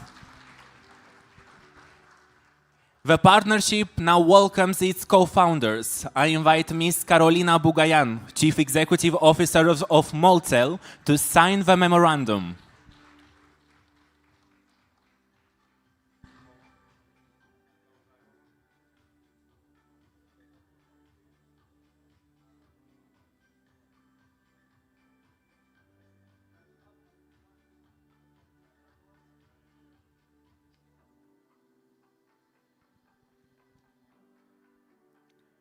Next, we welcome Mr. Georgi Shagidze, Chief Executive Officer of MAIP, to the stage.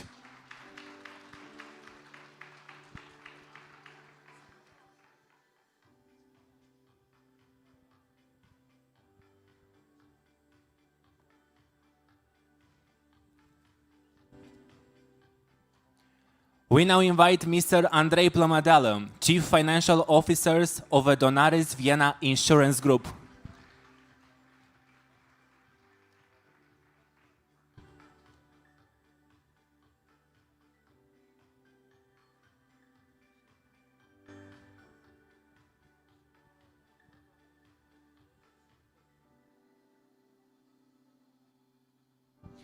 The partnerships grow stronger. Please welcome Mr. Alexander Picker, Chief Executive Officer of Molding Bank.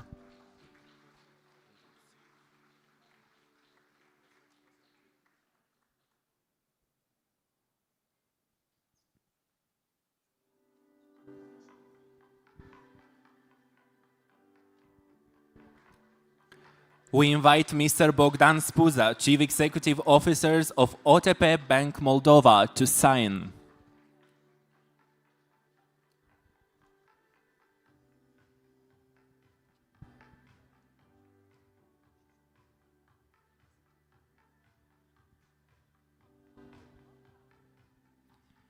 And finally, completing our circles of founders, please welcome Mr. Petru Delinski, Chief Executive Officer of MK Credit Company.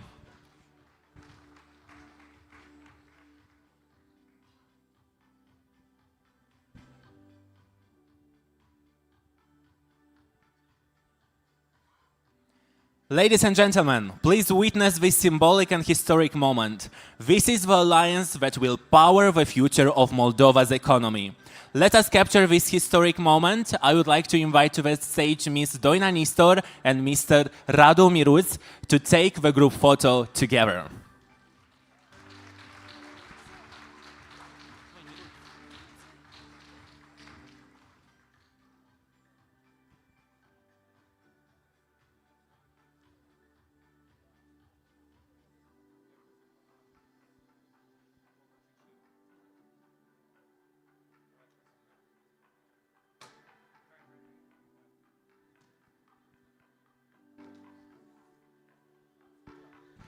Congratulations to all partners. Please join me in giving a round of applause to celebrate this important beginning.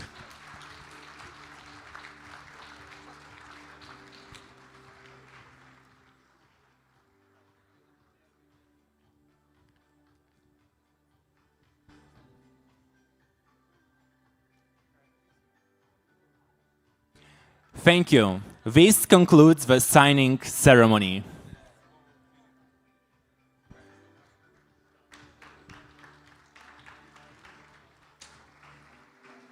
We now invite you to continue the conversations during our coffee break and networking session. Please make sure you use official Carneto app for connecting with partners and scheduling B2B meetings. Registration is simple, using the code MBW2025.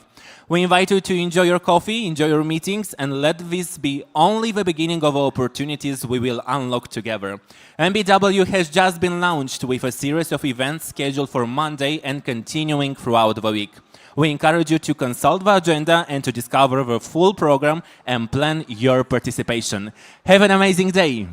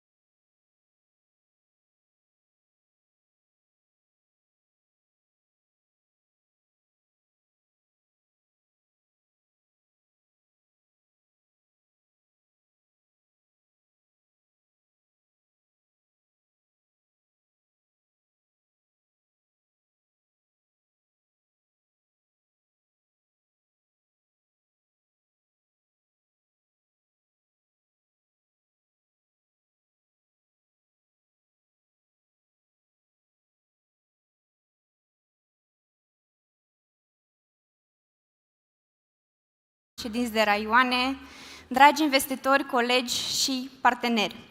Îmi spune Evelina Descalui, sunt șefa Direcției Investiții și Protejarea Investițiilor în cadrul Agenției de Investiții și am o deosebită onoare să vă salut astăzi, aici, în prima zi a Moldova Business Week 2025, pentru lansarea unui nou instrument digital, inteligent, Harta Investițiilor a Republicii Moldova. Astăzi, în această sală, avem alături de noi investitori, reprezentanți ai autorităților centrale și locale, consultanți, dezvoltatori, parteneri internaționali, toți uniți pentru aceeași viziune, să transformăm Republica Moldova într-o destinație de investiții de top. Mi-am propus să încep acest eveniment cu o provocare pentru fiecare dintre voi. Prin urmare, vă rog, imaginați-vă o hartă, dar nu o hartă clasică a Republicii Moldova, o hartă vie, interactivă, în care fiecare oportunitate este arătată ca o fereastră deschisă pentru investitori, atât pentru investitorii locali, cât și pentru cei internaționali, unde pot fi văzute fabrici care pot fi modernizate, terenuri agricole care pot să devină ferme inteligente, zone de turism rural, complexe hoteliere cărora li se oferă o a doua șansă la viață. Anume, asta și înseamnă Harta Investițiilor din Republica Moldova. Aceasta este definiția hărții, care spune Moldova este deschisă pentru investiții, anume acum este momentul să investești în Republica Moldova. Astăzi nu vorbim doar despre o platformă digitală, ci de fapt și despre o viziune comună, aceea de a transforma fiecare raion, fiecare localitate a țării într-o parte activă a procesului de dezvoltare economică și de atragere a investitorilor în Republica Moldova. Pentru ca această viziune să capete viață, evident, este necesar de depus efort în sensul promovării acestui instrument. Prin urmare, ar fi cazul să fac și o retrospectivă a apariției acestei hărți investiționale.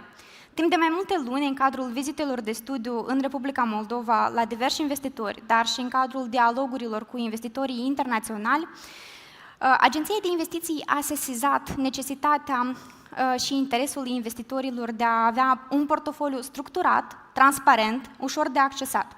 Din toate aceste discuții a rezultat necesitatea unei platforme care să pună toate datele economice și oportunitățile investiționale într-un singur loc, într-o hartă a investițiilor. Moldova se află într-o perioadă de transformări profunde. Aderența la standarde europene, deschiderea spre piețe, reforma administrativă, digitalizarea, toate acestea nu mai sunt simple opțiuni, ci piloni indispensabili pentru competitivitatea și pentru creștere și dezvoltare economică. Avem resurse umane, geografice, naturale, regiuni cu potențial agricol deosebit, zone cu tradiții, dar și tineri talentați, pregătiți pentru tehnologie și inovație. Ce lipsește uneori este legătura, conexiunea dintre investitori și aceste oportunități locale, între primari și investitorul de peste hotare, spre exemplu. Avem importanța acestei hărți investiționale, a acestui instrument, și anume o sesizăm prin faptul că multe regiuni din Republica Moldova încă nu sunt suficient de cunoscute de către investitorii din străinătate. Prin urmare, harta investițională le oferă acea posibilitate să acceseze în regim transparent informația publică despre fiecare raion, despre fiecare municipiu, fiecare zonă economică, care va avea afișate profilurile investiționale disponibile în acele zone. Ce oferă Harta Investițiilor din Republica Moldova? Evident, accesibilitate digitală. Cunoaștem foarte bine că pentru investitori nu este nimic mai prețios decât timpul. Prin urmare, investitorii fie locali, fie străini vor avea posibilitatea să acceseze informația în regim online, digital, fără a fi nevoie să facă interpelări, demersuri la autorități și instituții publice pentru a afla despre oportunitățile investiționale din Republica Moldova. Conectarea cu partenerii internaționali este altceva ce oferă această hartă investițională. Prin urmare, instituțiile de dezvoltare, partenerii, vor face posibilă promovarea acestei hărți și în exteriorul Republicii Moldova. Dar cel mai important este că platforma este abia la început de dezvoltare. Este un instrument viu, activ, cu ajutorul căruia vom putea promova oportunitățile investiționale atât pe intern în Republica Moldova, dar și pe extern, în așa mod încât să ne asigurăm că atragem investitori străini. Trebuie să menționez că elaborarea hărții investiționale a fost o provocare frumoasă, dar nu se finalizează totul odată cu lansarea hărții investiționale. Cum și-am menționat, este un organism viu care permanent necesită a fi dezvoltat și poate fi dezvoltat doar cu ajutorul fiecăruia dintre cei din sală. Prin urmare, vă îndemnăm, printr-un apel la acțiune de perspectivă de viitor, un apel public, să asigurați atât promovarea acestei hărți investiționale, cât și popularizarea acesteia cu informații. Prin urmare, dragi investitori, vă provoc să cercetați, să explorați toate regiunile din Republica Moldova pentru a identifica cea mai bună oportunitate de investiții pentru voi. Autoritățile locale le provoc să fie participanți activi, să identifice și să împărtășească cu noi potențiale profiluri investiționale.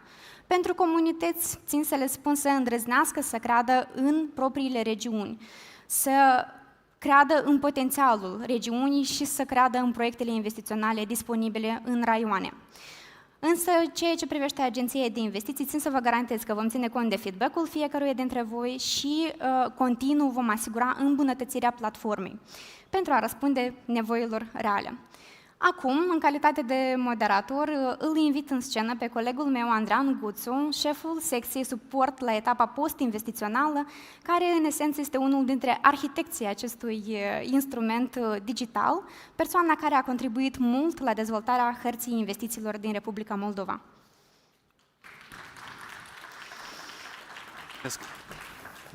Mulțumesc, Evelina. Cred că a fost o introducere foarte amplă. Nu știu dacă o să pot să vă uimesc. Evelina a dat foarte multe detalii. Și văd aici în sală, cât suntem? Vreo 200 de oameni. Am avut 500 de oameni înregistrați, ceea ce prezența voastră cred că este foarte importantă și arată că sunteți interesați de investiții. Și deși nu suntem toți 500, sper că sunt oamenii potriviți, care sunt într-adevăr real interesați de investiții și vor să dezvolte acest domeniu în Moldova. Stimați participanți, dragi investitori, reprezentanți autorităților locale, prieteni și parteneri, sunt Andrean Guțu, șef al departamentului suport post-investițional și sper următoarele 20 de minute să vă impresioneze și să vă deschidă lumea spre investiții în Moldova. Aș vrea să încep cu primul slide, care este o experiență puțin cunoscută școală sanatorială din Ivancea, unde am avut onoarea să primesc un investitor din SUA care căuta încăperi pentru construcția unei case de bătrâni. De ce am ales poza asta, o să vă întrebați? Eu tot nu știam despre acest bun sau construcție și când am început să fac un research online, asta e unica poză care am găsit despre această școală. Recunoașteți, nu e cea mai atrăgătoare poză și nu inspiră să faci investiții. Dar asta ce am găsit. Și cu Kim cu Vai am dat de administrația școlii și am organizat o întâlnire pentru ca să vadă bunul. Aceasta a fost un șoc pentru mine. Am fost în sensul bun.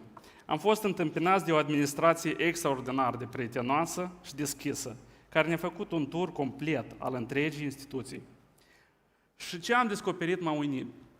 Deci, o infrastructură foarte mare, vedeți, astea sunt vechi, dar vă imaginați, aici a fost construită școala pentru sute de studenți, acestea sunt mașini de spălat rufe, vedeți aici, erau săli, biblioteci, săli de sport, cantină, o infrastructură foarte bogată.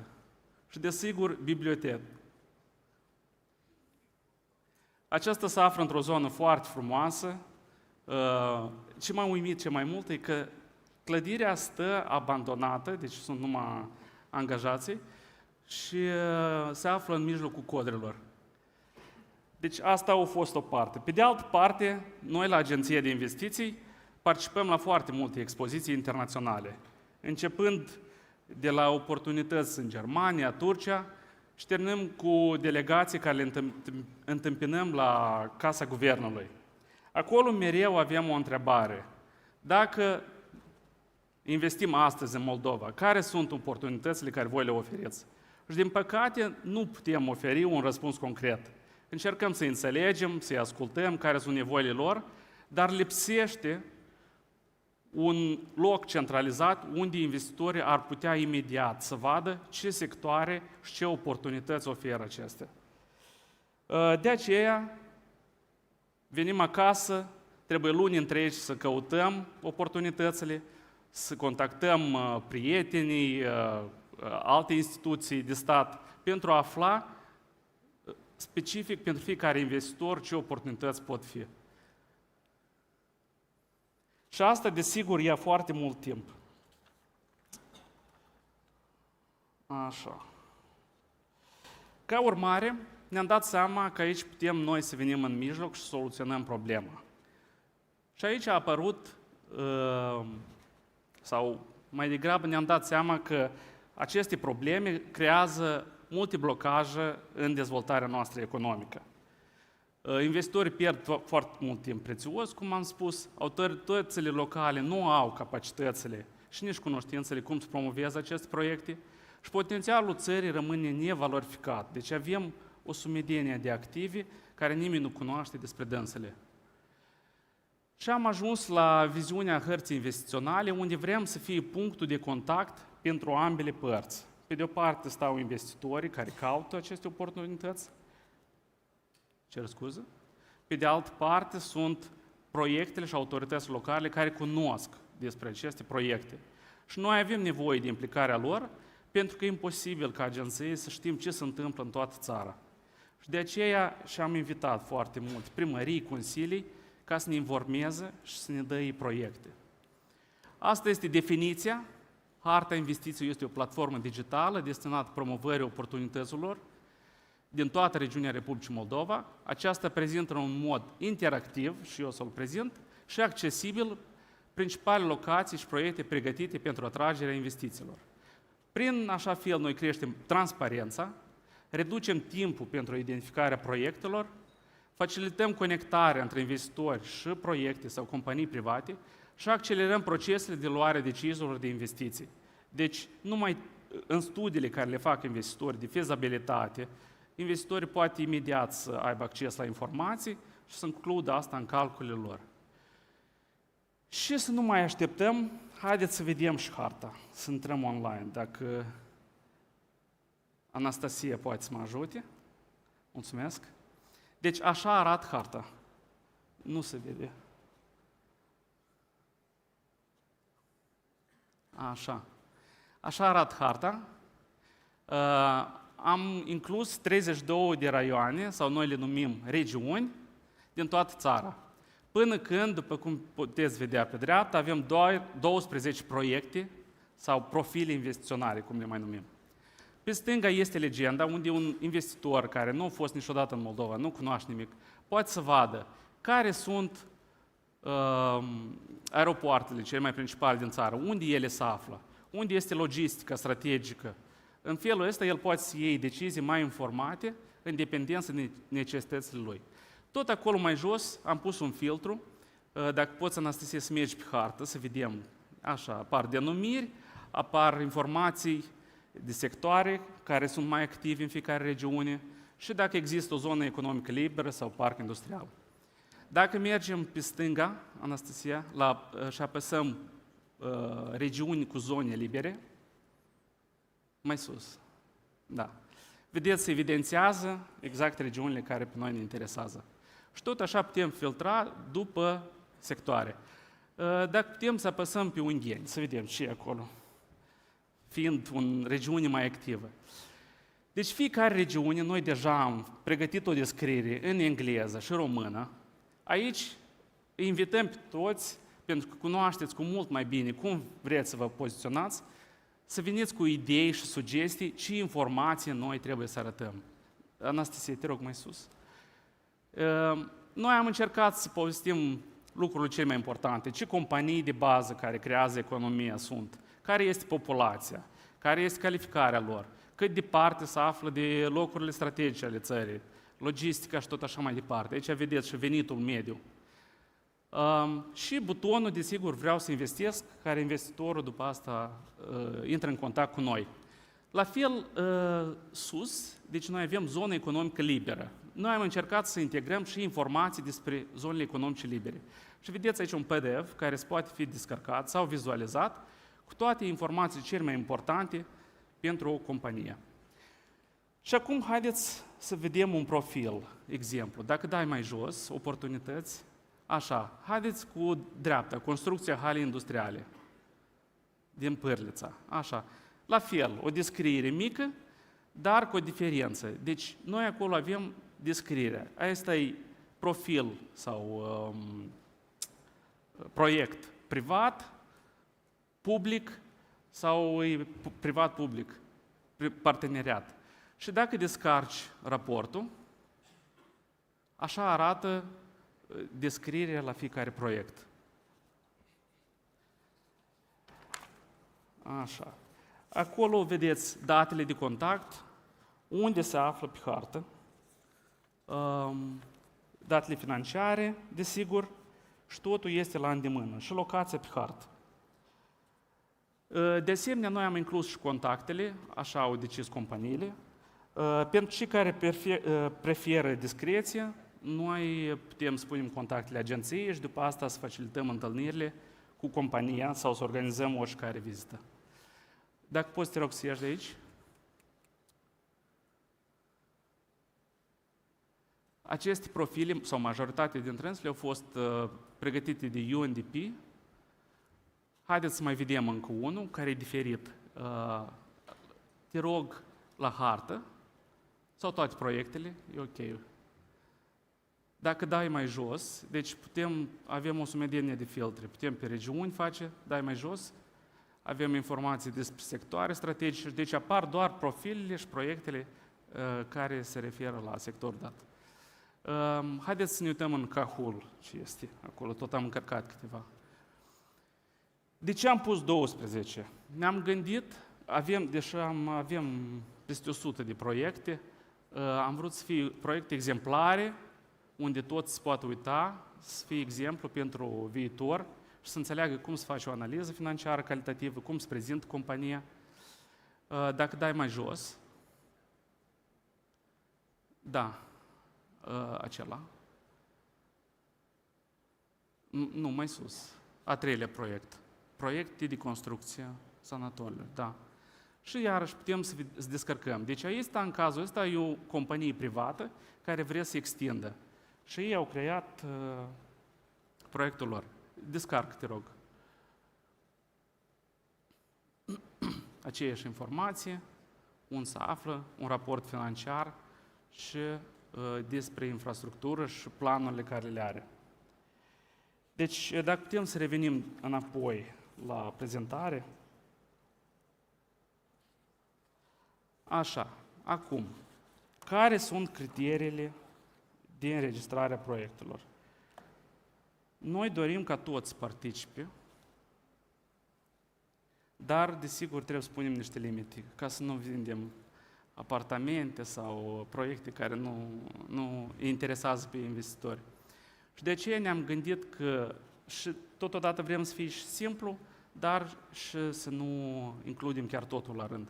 Ne-am gândit cu criteriu foarte important a fi investiția minimă.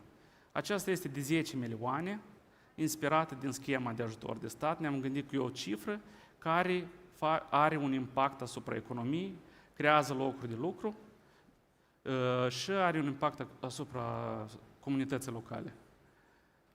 A doilea criteriu este că proiectul trebuie să fie un parteneriat public-privat sau proiect de privatizare, cum ar fi fabrica de sticlă, sau investiții în capital propriu. Asta unde investitorul poate cumpăra acțiuni din companie și devine acționar al companiei. Noi invităm toate asociațiile, companiile să participe în acest proces.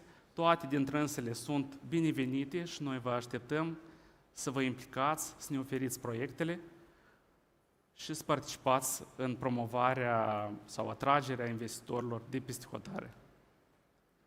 Așa, mai departe, noi ne-am gândit strategic cum să organizăm acest eveniment ca să fie interesant și avem două studii de caz. Primul dintre însul, eu cred că reprezintă viitorul, deci este hub-ul logistic din Berești, care de fapt planificăm să-l încărcăm pe hartă și să atragem investiții.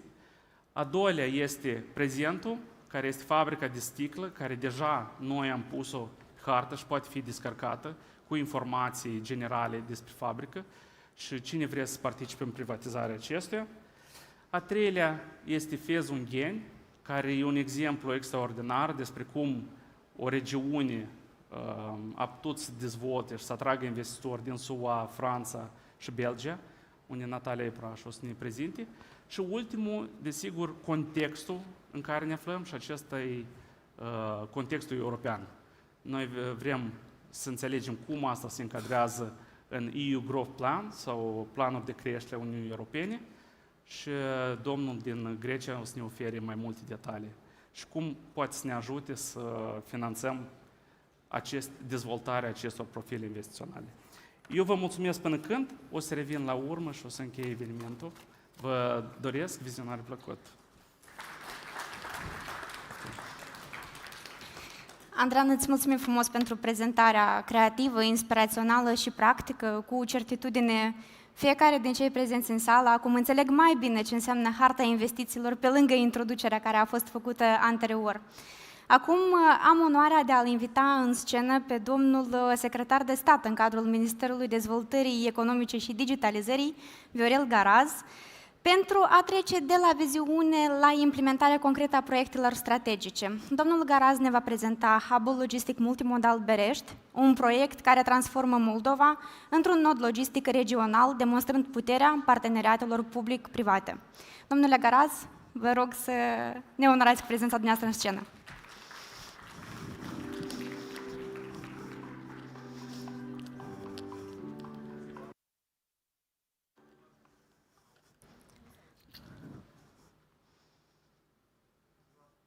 Nu.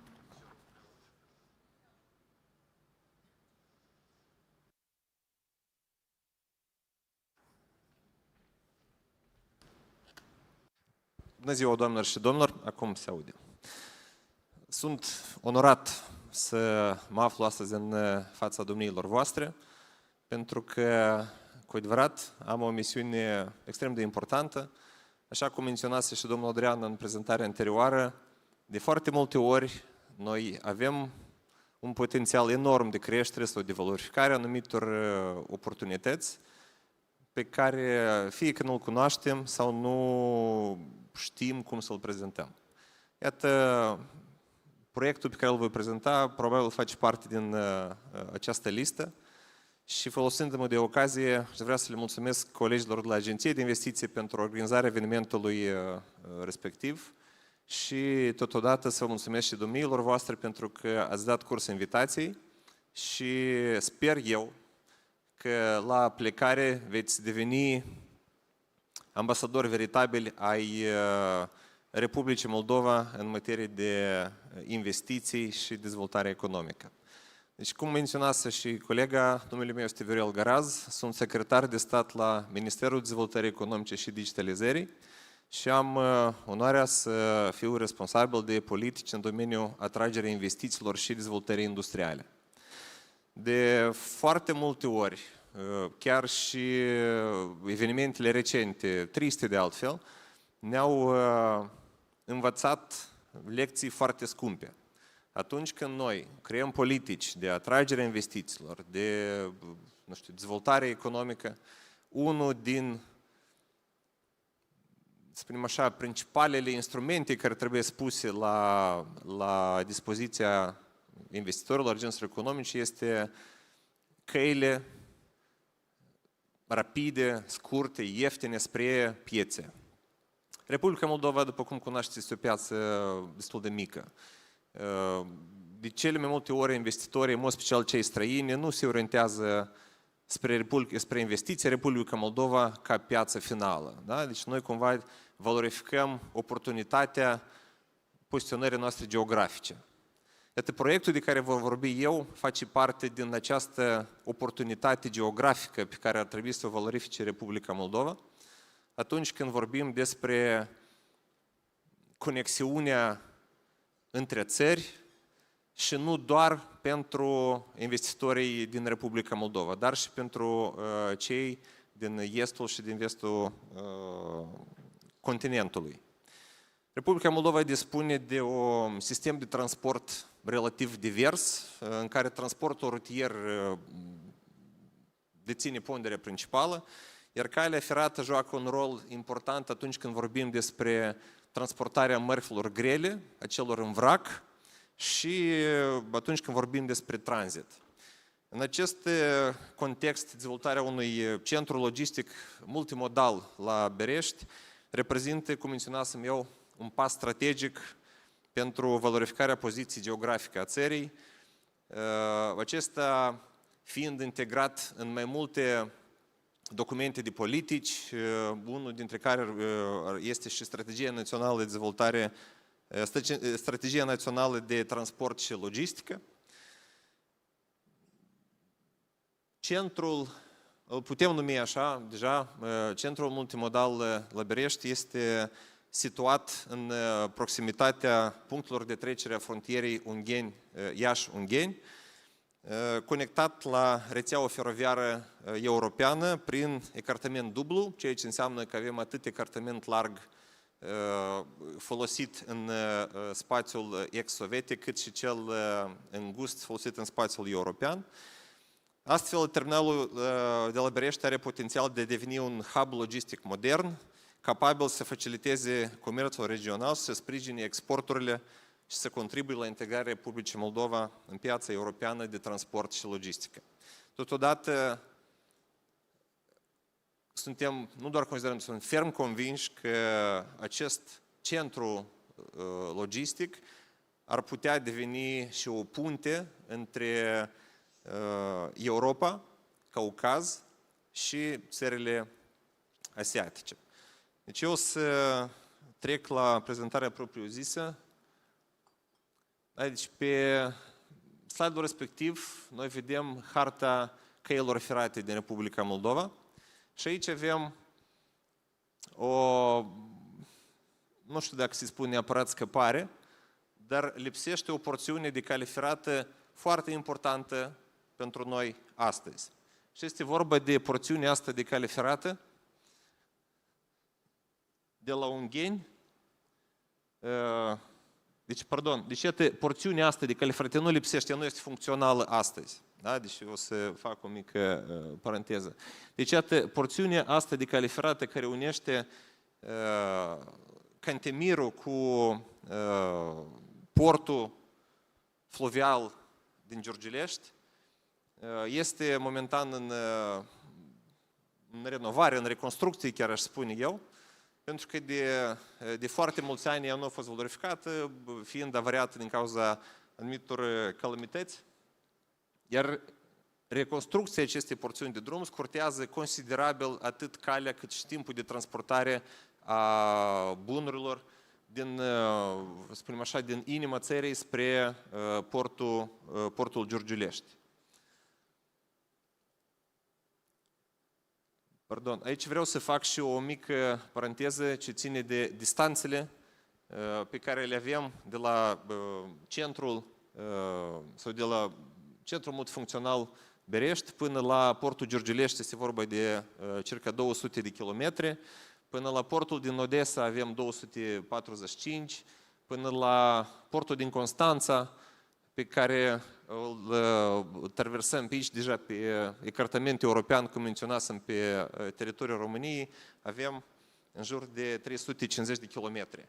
Deci, actualmente, traseul de la Ungheni spre Giurgiulești și de la Ungheni spre Constanța fiind cele mai solicitate de către producătorii și exportatorii de cereale din Republica Moldova.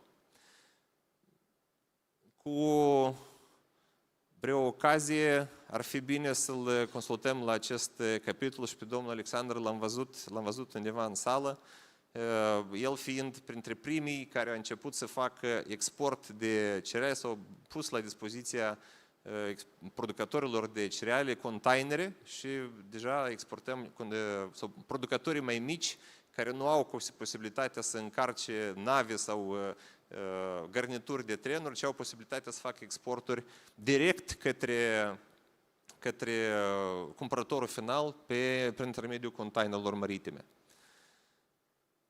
Aici este harta Republicii Moldova și, repet, deci unul dintre cele mai importante destinații ale mărfurilor noastre actualmente este portul din Constanța, precum și portul fluvial din Giurgilești. Spuneam că în cadrul portului, inclusiv astăzi, cu infrastructura veche, cel rămâne funcțional, sunt operate operațiuni de transbordare a containerelor de pe garniturile care sunt cu ecartamentul larg pe ecartament îngust, da? și invers. Totodată este posibilitatea de a transborda, sau mai bine spus, de a încărca de pe camioane cereale direct în vagoane și invers de a descărca din vagoane și a încărca în camioane pentru a fi distribuite pe teritoriul țării sau în Ucraina.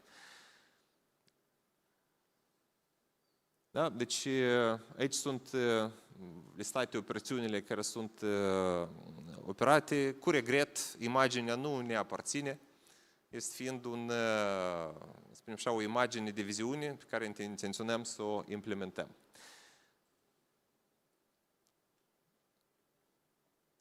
Așa arată, conform studiului de fezabilitate care a fost realizat recent, conceptul portului uscat, cum numim noi, Berești, fiind amplasat, eu îmi cer scuze să văd dacă găsim și harta veche, nu este, pardon. Deci, zona respectivă este parte din, spunem așa, dintr-un complex de infrastructură de circa 50 de hectare. Deci noi am selectat această porțiune a centrului existent, anume pentru a nu periclita activitatea acelor agenți economici care deja fac, cum menționasem anterior, exporturi de cereale pe cale ferată prin intermediul containerelor, celor care fac import de petriș sau de combustibili, da, și transbordează în platforma veche. Totodată am considerat oportun și extrem de important să nu direcționăm traficul acestor camioane care vin și pleacă din port prin oraș. Da? Pentru că ceea ce se întâmplă acum, deci noi avem, repet, avem o porțiune foarte mică a acestui centru logistic care este funcțional și el se află chiar în proximitatea orașului. Și toate camioanele care trec acum, deci ele, pe lângă faptul că și poluează și provoacă zgomot și disconfort, mai distrug și infrastructura rutieră. De asta am considerat-o necesar să le îndepărtăm de oraș și șoseaua pe care vedem noi este centura orașului Ungheni, care leagă orașul Chișinău de Iași și trece imediat prin proximitatea centrului logistic. Pentru început, noi am făcut aceste estimări, am considerat necesar să nu facem investiții mult prea mari decât ar putea absorbi piața, decât ar putea fi cererea. Da? Și ne-am orientat la construcția platformei, renovarea infrastructurii de cale ferată și achiziționarea de stivuitoare care ar putea opera aceste containere, ca ulterior, după modelul altor centre multifuncționale, multimodale pe care le-am văzut în Europa, să evoluăm organic, da, și să construim infrastructură mai complexă cu macarale automatizate și altă infrastructură necesară. Toții probabil cunoaștem, în mod special cei prezenți din sală, că infrastructura feroviară din Republica Moldova nu neapărat a ținut pasul cu timpul și investițiile care au fost făcute în ultima perioadă au fost insuficiente. De asta, recent, guvernul s-a angajat să modernizeze infrastructura și vă pot spune din cunoștință de cauză că investițiile care au fost realizate de către guvern în ultimul un an, practic, da, au permis să crească, poate dublu prea mult, dar cu câțiva zeci de kilometri viteză de deplasare a garniturilor pe cale ferată. Ceea ce este foarte important atunci când vorbim despre eficiență. Republica Moldova are aproximativ 1200 de kilometri de cale ferată. Întreprinderea este în plin proces de reformare. Deci, așa cum cunoaștem în Europa, sunt divizate activitățile pe cale ferată între compania care administrează infrastructura feroviară, companiile care practică activitate de transportare a mărfurilor și cea care practică de activitate de transportare a pasagerilor. Deci noi avem acum o entitate care practică toate aceste trei domenii, dar, repet, întreprinderea se află în plin proces de reformare, inclusiv de modernizare, primii pași fiind, repet, creșterea vitezei de deplasare pe căile ferate, scurtarea căilor spre cele mai importante centre logistice, cum ar fi portul liber intențional Giurgiulești, precum și portul de stat Giurgiulești, sau conexiunea cu portul din Galați.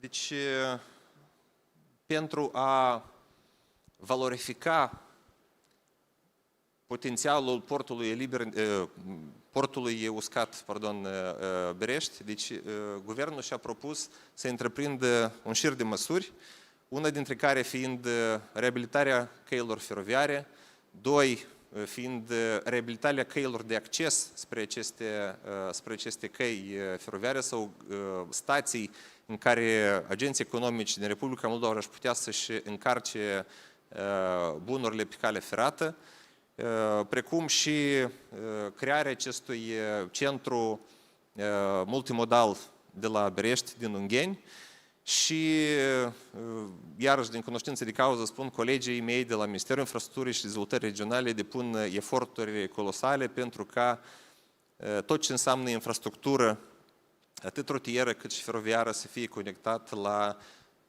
rețeaua transeuropeană. Aici este dimensionat și faptul că un centru logistic modern presupune și o legislație corespunzătoare. De asta noi recent am aliniat Codul Vamal al Republicii Moldova la legislație europeană și conform acestuia, inclusiv în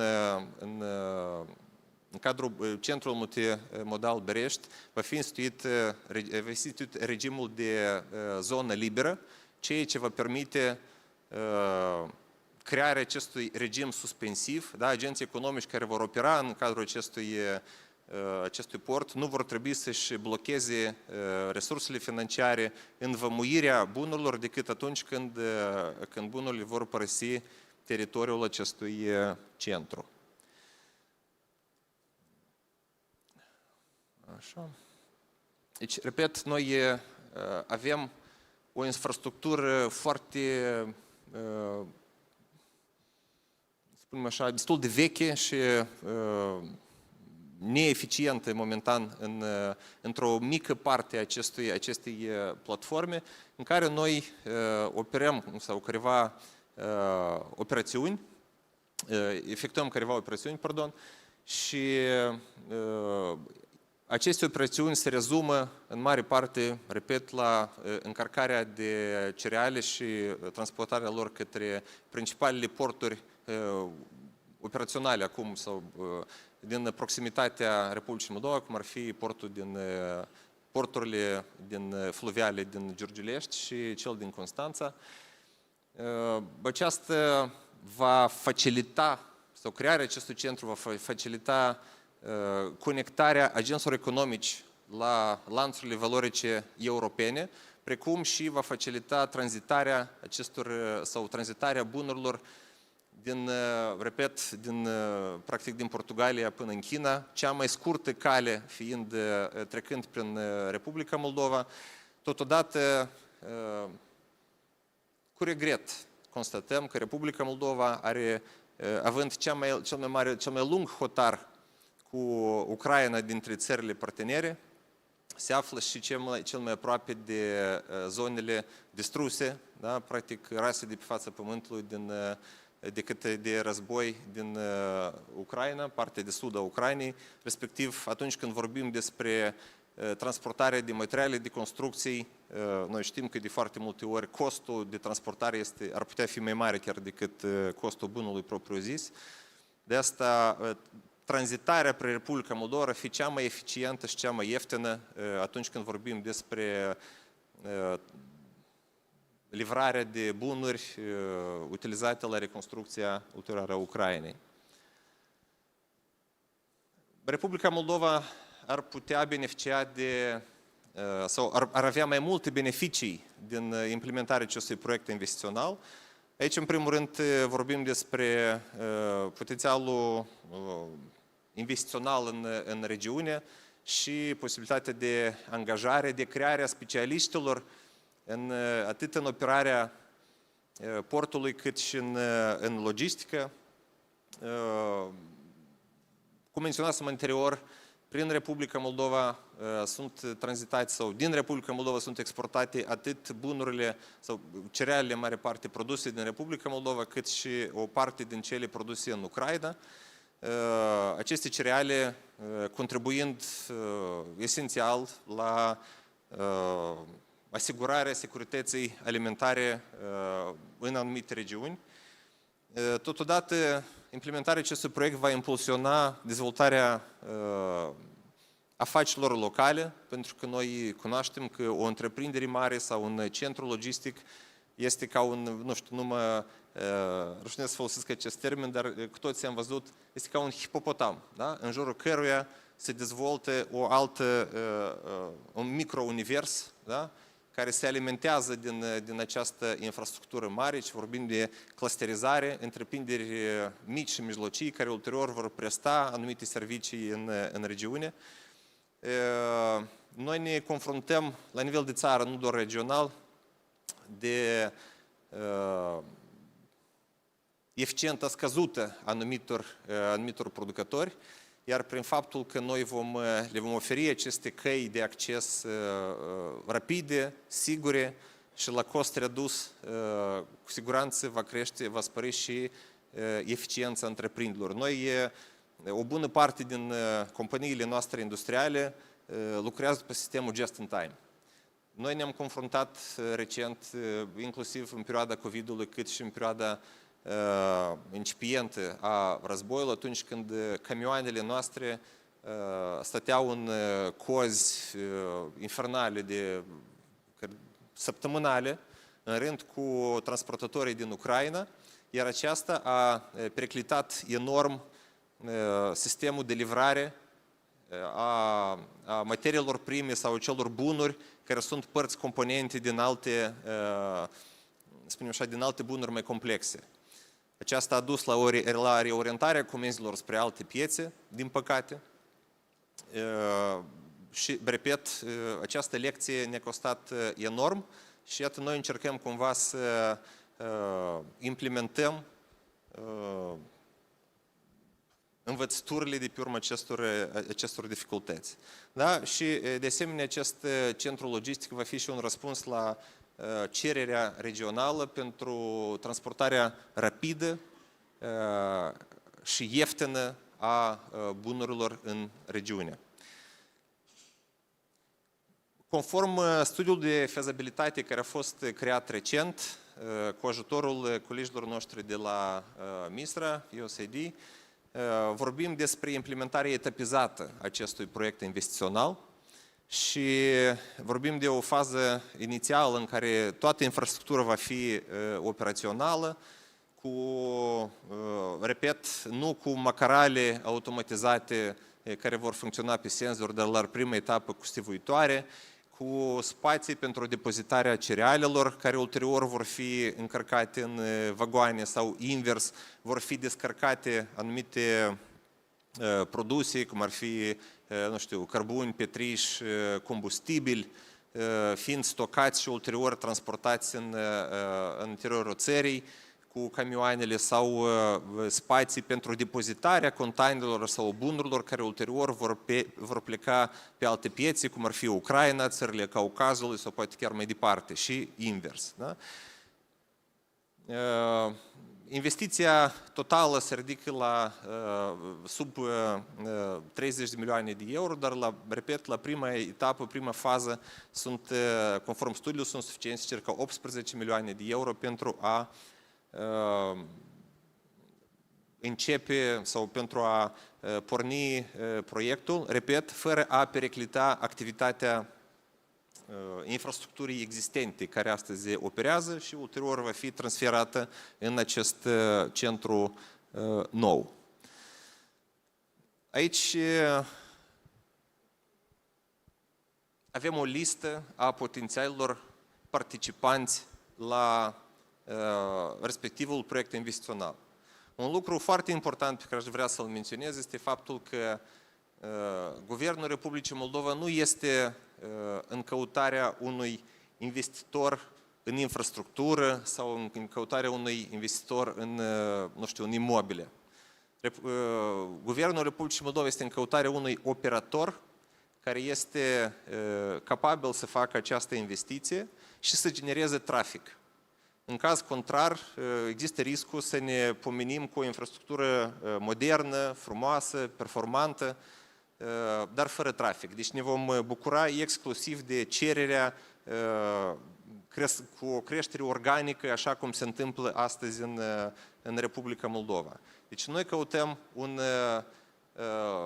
o companie care deja operează atât pe plan regional, european, știu, care ar putea prelua acest proiect, în care statul ar putea participa pe câteva căi.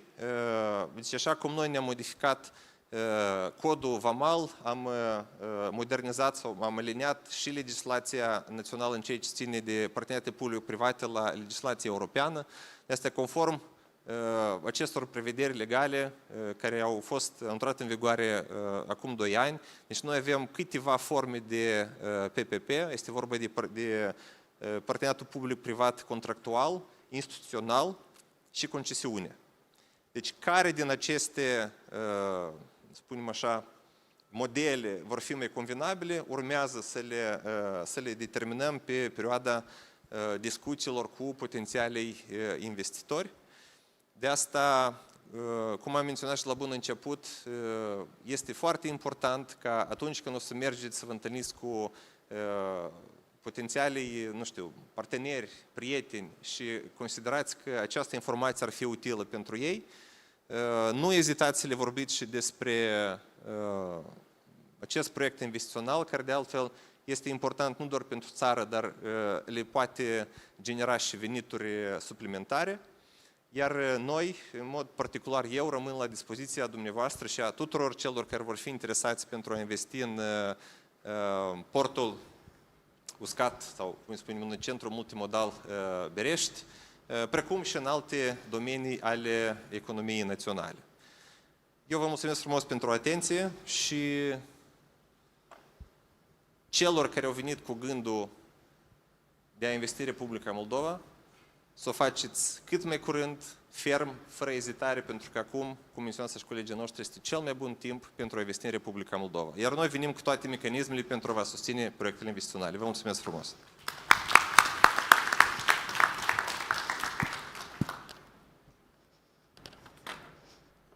Domnule Garaz, vă mulțumesc și frumos pentru timpul alocat și pentru prezentarea informativă impresionantă, aș spune eu, despre Centrul Multimodal Berești. În continuare, vă invit, onorată audiență, să descoperim o oportunitate concretă care figurează chiar pe harta investițiilor. Îl invit pe domnul Gabriel Cojocaru, șeful cabinetului directorului Agenției Proprietății Publice, pentru a ne prezenta Fabrica de Sticlă, o companie cu o istorie de peste 50 de ani și un potențial imens de modernizare. Un exemplu clar a unei oportunități de privatizare care așteaptă investitori vizionari. Domnule Cojocaru, vă rugăm să ne dezvăluiți această oportunitate industrială excepțională.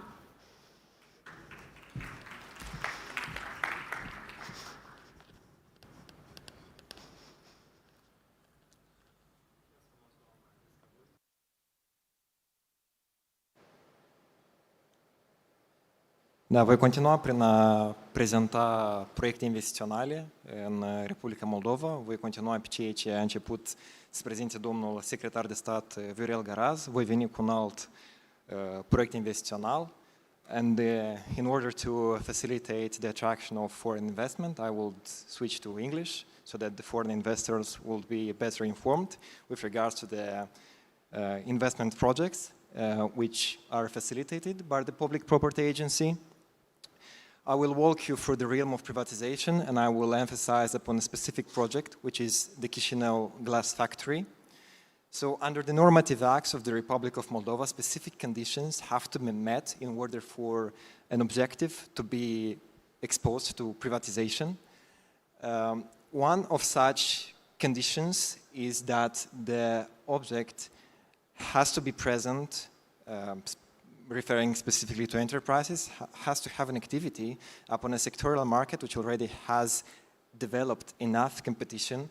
It is a mature enough sector, and therefore the presence of the state as an economic player is no longer of use. Therefore, such assets are eligible for privatization, and one of those is Chișinău glass factory. So to start to walk you through this investment opportunity, I will provide you a brief history of this object. The Chișinău glass factory was established back in 1970 as a response to the increasing demand of glassware products in Eastern Europe and also in Central Asia. Due to the development of various industries in these specific regions, therefore a decision was taken to establish a massive glass producer into the region. In fact, at the date of its establishment, Chișinău glass factory was the biggest one of its kind in Europe, and still to this day it does have a vast portfolio and has a large area of products which it offers to multiple partners all around the world. The company does have 365 employees. This number does involve experts which work into the administrative divisions of the company, as well as experts which are directly involved into the production process of the enterprise. And this balance between the administrative as well as technical position does allow for a good performance of the enterprise and for a continuous functionality of its activity. It is located in Cecana district amidst multiple other factories from different industries. It is a highly industrialized region where this glass factory is placed, which does create for the factory a good environment, a favorable environment for accessing auxiliary services which are a necessity for the activity of the enterprise, as well as having the opportunity to close various partnerships with other producers in order to help with the development and the products of the enterprise. The share capital of the enterprise stands at around 20.5 million euros, as you can see represented up on the screen. And the state, due to the form of the organization of the enterprise, is the sole participant into the share capital of the enterprise. So it's only the state which is involved into its privatization, and specifically the Public Property Agency. As you can see, represented upon the screen, regarding the net assets and the income and the profits of the enterprise, for the past few years, upon these criterions, the enterprise did give positive results, and this does signify that it had a good administration, a good governance, and it has a highly competent staff, which comes in hand for the upcoming investors to come and to join a specific sector of glassware products into the Republic of Moldova, because these numbers do represent stability, which the new incoming investor could benefit of. So the total area of the buildings located upon the land plot stands at around 81.5 square meters.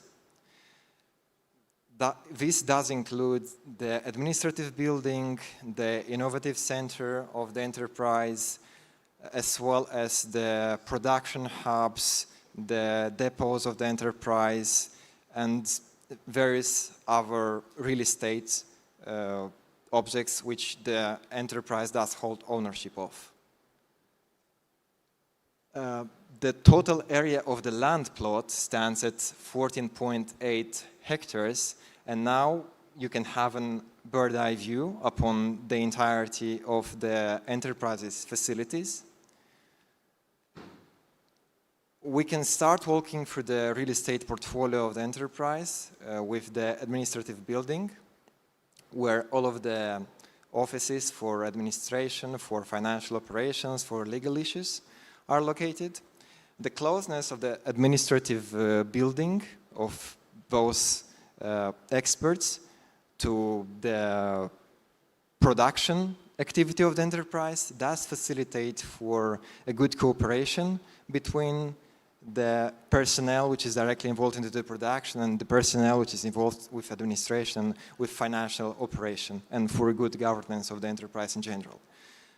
Moving on, you can have a look at the research and experimental buildings, which does hold the research center of the enterprise in order to develop its efficiency into production and to come up with new innovation upon the production mechanism operated by the enterprise.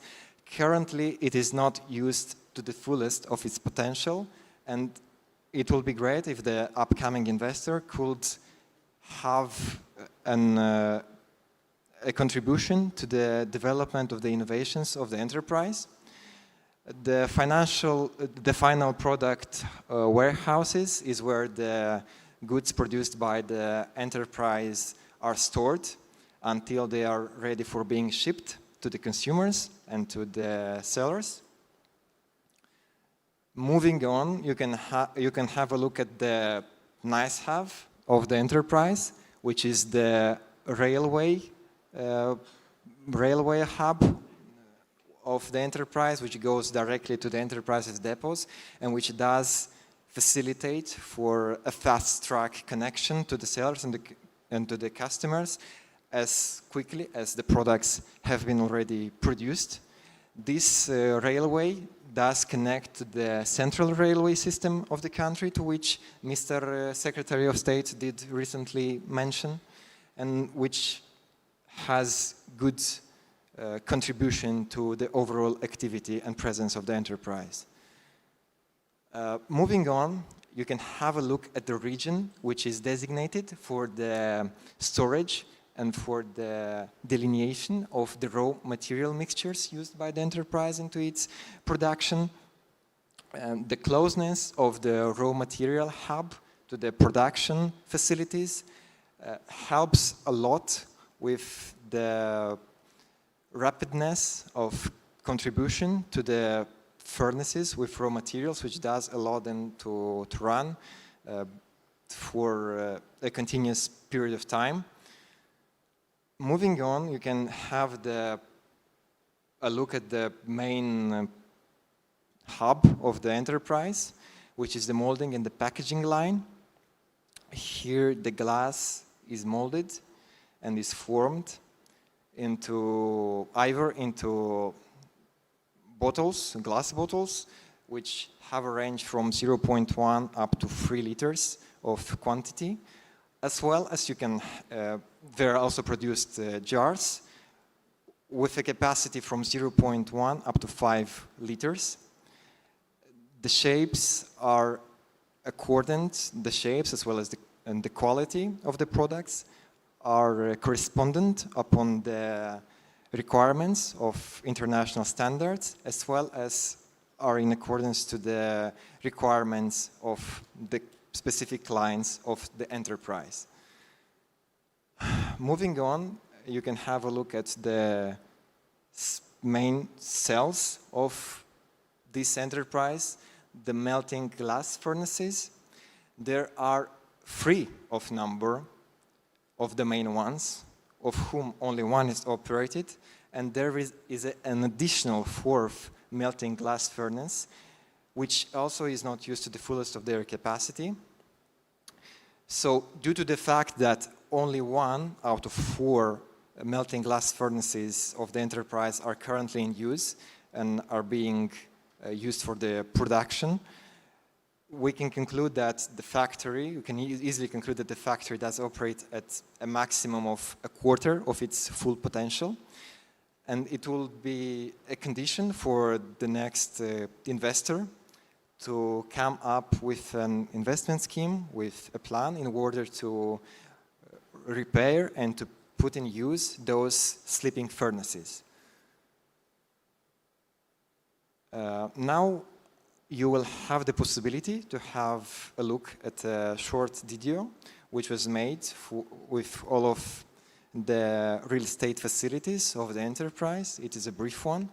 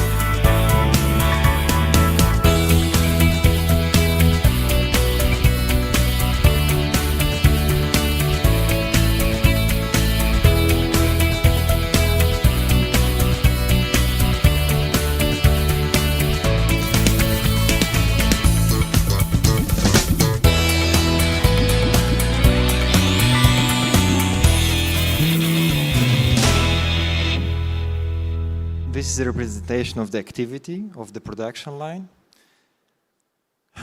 And that being said, in general, I have presented you generalistically the enterprise. It is actually a sleeping giant, as it holds nearly 1/3 of the glassware production sector of the country. I think it's about 27% of the market share. And the Public Property Agency is still working upon the evaluation of the enterprise. The newly appointed Director General of the enterprise is working for contracting for public acquisition a reliable developer of one of the furnaces in order for it to operate in a better manner. So that the next investor will be better secure, will have a contract which could be enforced and will have a safer position after it will acquire the enterprise.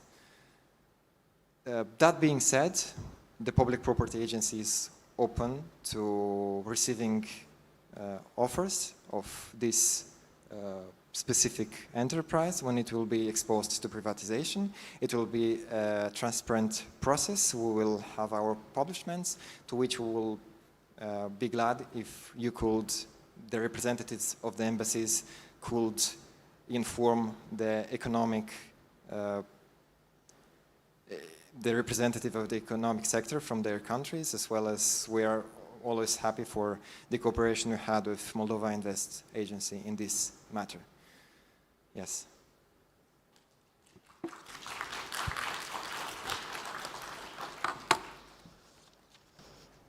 Domnule Cojocaru, vă mulțumesc frumos pentru prezentarea realizată și pentru informațiile furnizate audienței. În continuare, țin să o invit în scenă pe doamna Natalia Iepuraș, trecând astfel frumos spre oportunități de istorii de succes. Prin urmare, am într-adevăr onoarea să o invit pe doamna Natalia Iepuraș în scenă, administrator al zonei libere Ungheni. Doamna Iepuraș ne va împărtăși experiența unei zone care a devenit un pol de atracție pentru investitori din Statele Unite ale Americii, Belgia, Franța, un exemplu viu ca investițiile în Moldova nu doar prind rădăcini, ci și prosperă și se dezvoltă pe termen lung. Doamna Natalia, vă mulțumesc frumos! Bună ziua! Cu această ocazie vreau să mulțumesc foarte mult colegilor de la Agenția de Investiție pentru invitație, onorată asistență, stimați reprezentanții autorităților publice locale, de nivelul 1, de nivelul 2 și central. Astăzi o să fac o prezentare despre zona economică liberă și anume cum a evoluat, cum s-a dezvoltat, de la ce am început și care sunt rezultatele noastre. Mai puțin o să vorbesc despre provocări, dar o să vă spun pe final și ce așteptări avem în urma, de fapt, ce așteptări avem în sens de dezvoltare și relații sau parteneriate ca să ne dezvoltăm economic. Așa, deci.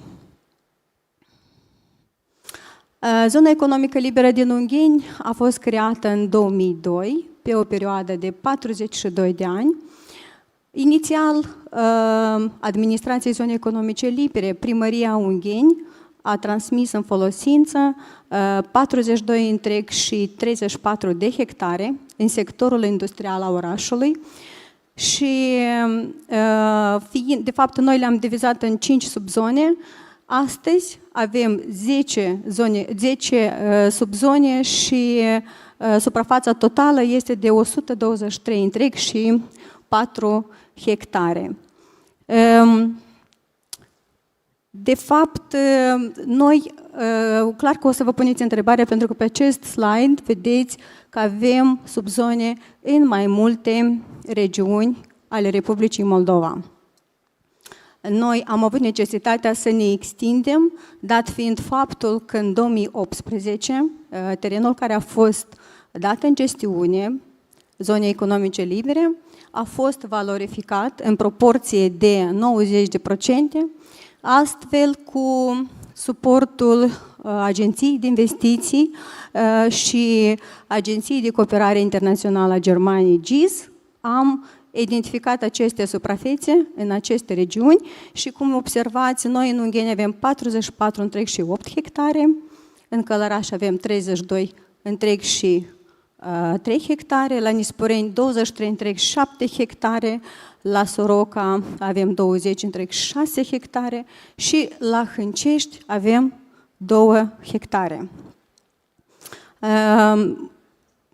Așezarea geografică, așa cum a vorbit și domnul secretar de stat, suntem poziționați foarte favorabil, suntem chiar la hotar cu România și investitorii noștri au acces direct la piața Uniunii Europene prin toată infrastructura, prin infrastructura care o avem și anume prin căile rutiere și feroviare de peste Prut.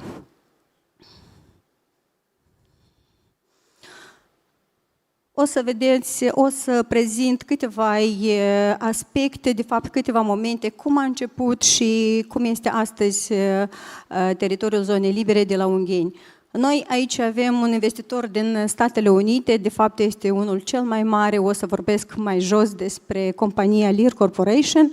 Când a venit în Ungheni, așa stăteau lucrurile, cum vedeți în imagine. Astăzi noi avem fabricile construite de dumnealor, care sunt la cele mai înalte standarde.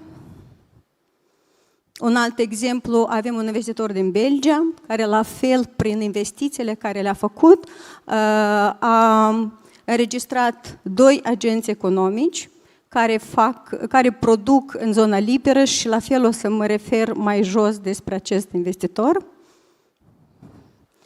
Și în ultimul rând este vorba despre un dezvoltator imobiliar care a venit în zona liberă și, cum vedeți, această clădire care era într-o stare deplorabilă, unde creșteau pur și simplu copaci pe acoperiș, au construit o hală frumoasă, o hală care își așteaptă investitorul și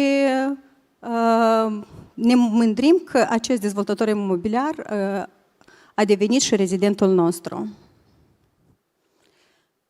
Clar că apare întrebarea cum ajung la noi investitorii, de ce aleg să vină la Ungheni, dar clar că este o muncă în spate și anume de-a lungul anilor noi ne promovăm la diferite forumuri economice și expoziții atât în țară cât și peste hotare, cu suportul și sprijinul iarăși Agenției de Investiții, al Camerei de Comerț Industrial Republicii Moldova și al altor parteneri străini. Totodată am găzduit și de fapt am fost onorați să găzduim numeroase delegații oficiale, reprezentanți ai ambasadelor, consolidând astfel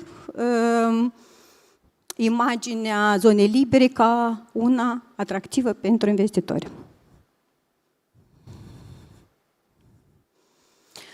Astăzi ne bucurăm de următoarele rezultate, așa cum vedeți și aici pe acest slide. Avem înregistrați 57 de companii, 2500 de locuri de muncă, investițiile au ajuns la 105,1 milioane euro, taxe și impozite achitate pentru 2024 sunt peste 328 de milioane lei și vânzările pentru 2024 au atins cifra de 2,3 miliarde lei. Așa cum am spus mai sus, o să vorbesc de câteva proiecte de succes din zona liberă. Lear Corporation, cum am mai spus, este cel mai mare investitor cu capitalul străin din Statele Unite ale Americii. Este producător de echipamente pentru automobile și anume pentru Mercedes, clasa premium, Porsche și Audi. Aici vedeți niște secvențe din halele de producere și procesul de muncă al angajaților. Un alt investitor îl avem din Belgia, este producător de fire sintetice și, apropo, este unicul producător din Republica Moldova care produce firul sintetic pe bază de granule din polipropilen. Respectiv, dacă se produce firul sintetic, se produce și covorul sintetic. Ei exportă în mare parte în Uniunea Europeană și în Republica Moldova, la fel, puteți să găsiți produsele lor. Un alt investitor din Franța, este vorba despre Cabling Integration. Ei sunt producători de cabluri și cablaje electrice și electronice pentru diferite aparate și aici este vorba despre aparatele de încălzire, de ventilație și aer condiționat, electrocasnice, ascensoare, industria auto, medicală și aeronautică. Oferta ZEL, am zis că o să vorbesc pe final, este vorba despre 2 terenuri, proprietate publică, care noi le gestionăm. La Soroca avem 17,6 hectare și la Tuzara, Călăraș, avem 32 întreg și 3 hectare. Este de remarcat faptul că cu suportul Agenției de Cooperare Internațională a Germaniei, GIS, am beneficiat de de fapt, mai corect spus, de planurile urbanistice zonale, precum și de toate proiectele tehnice a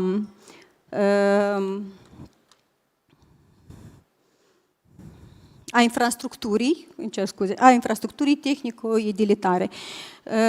Aici, de fapt, nu numai asta a fost, noi am beneficiat și de proiect, dacă vorbim aici de Soroca, a drumurilor de acces și a unei hale de producere.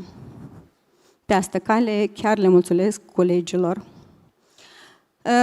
Vreau să menționez că la Soroca noi am evoluat și aici o să spun că cu suportul primăriei și Agenției de Dezvoltare Regională Nord au fost implementate toate proiectele anume tehnice, a infrastructurii tehnice edilitare și anume până la hotarul zonei libere au fost aduse energia electrică, gazul natural, conducta de apă și canalizare, drumuri de acces și cam asta, doamna primar. Cu această ocazie chiar vă mulțumesc, doamna Pelipețchi, primar de Soroca, care cu adevărat ne-ați înțeles, ne-ați pus umărul și noi vă mulțumim enorm de mult că până la urmă avem traduse în viață acele proiecte tehnice care au fost elaborate cu suportul GIS. Vă mulțumim foarte mult! Astăzi, da, mulțumim! Astăzi suntem în căutarea dezvoltatorilor imobiliari ca să dezvoltăm în continuare aceste subzone și să avem și aici hale de producere, să deschidem locuri de muncă și să dezvoltăm economic regiunea în ansamblu. Vă mulțumesc, dacă mai sunt întrebări, sunt la dispoziție. Succes tuturor!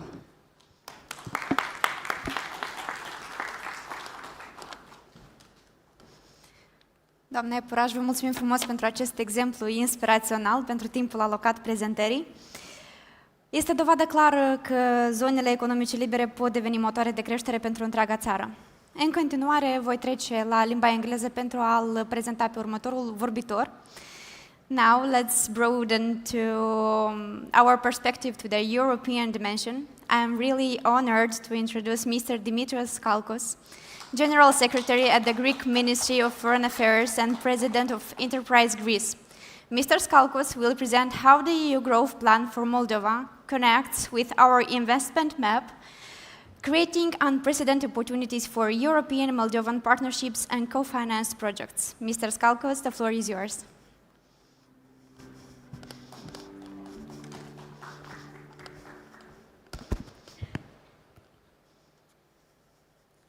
So, Your Excellencies, esteemed participants, ladies and gentlemen, dear friends, it is a great honor for me to participate in the 10th edition of Moldova Business Week 2025. This is my second time in your beautiful country. My first time was actually my first official visit after having joined the Ministry of Foreign Affairs. Me and my colleagues retain particular affection for Moldova for a number of reasons, and we are eager to further boost our political and economic ties.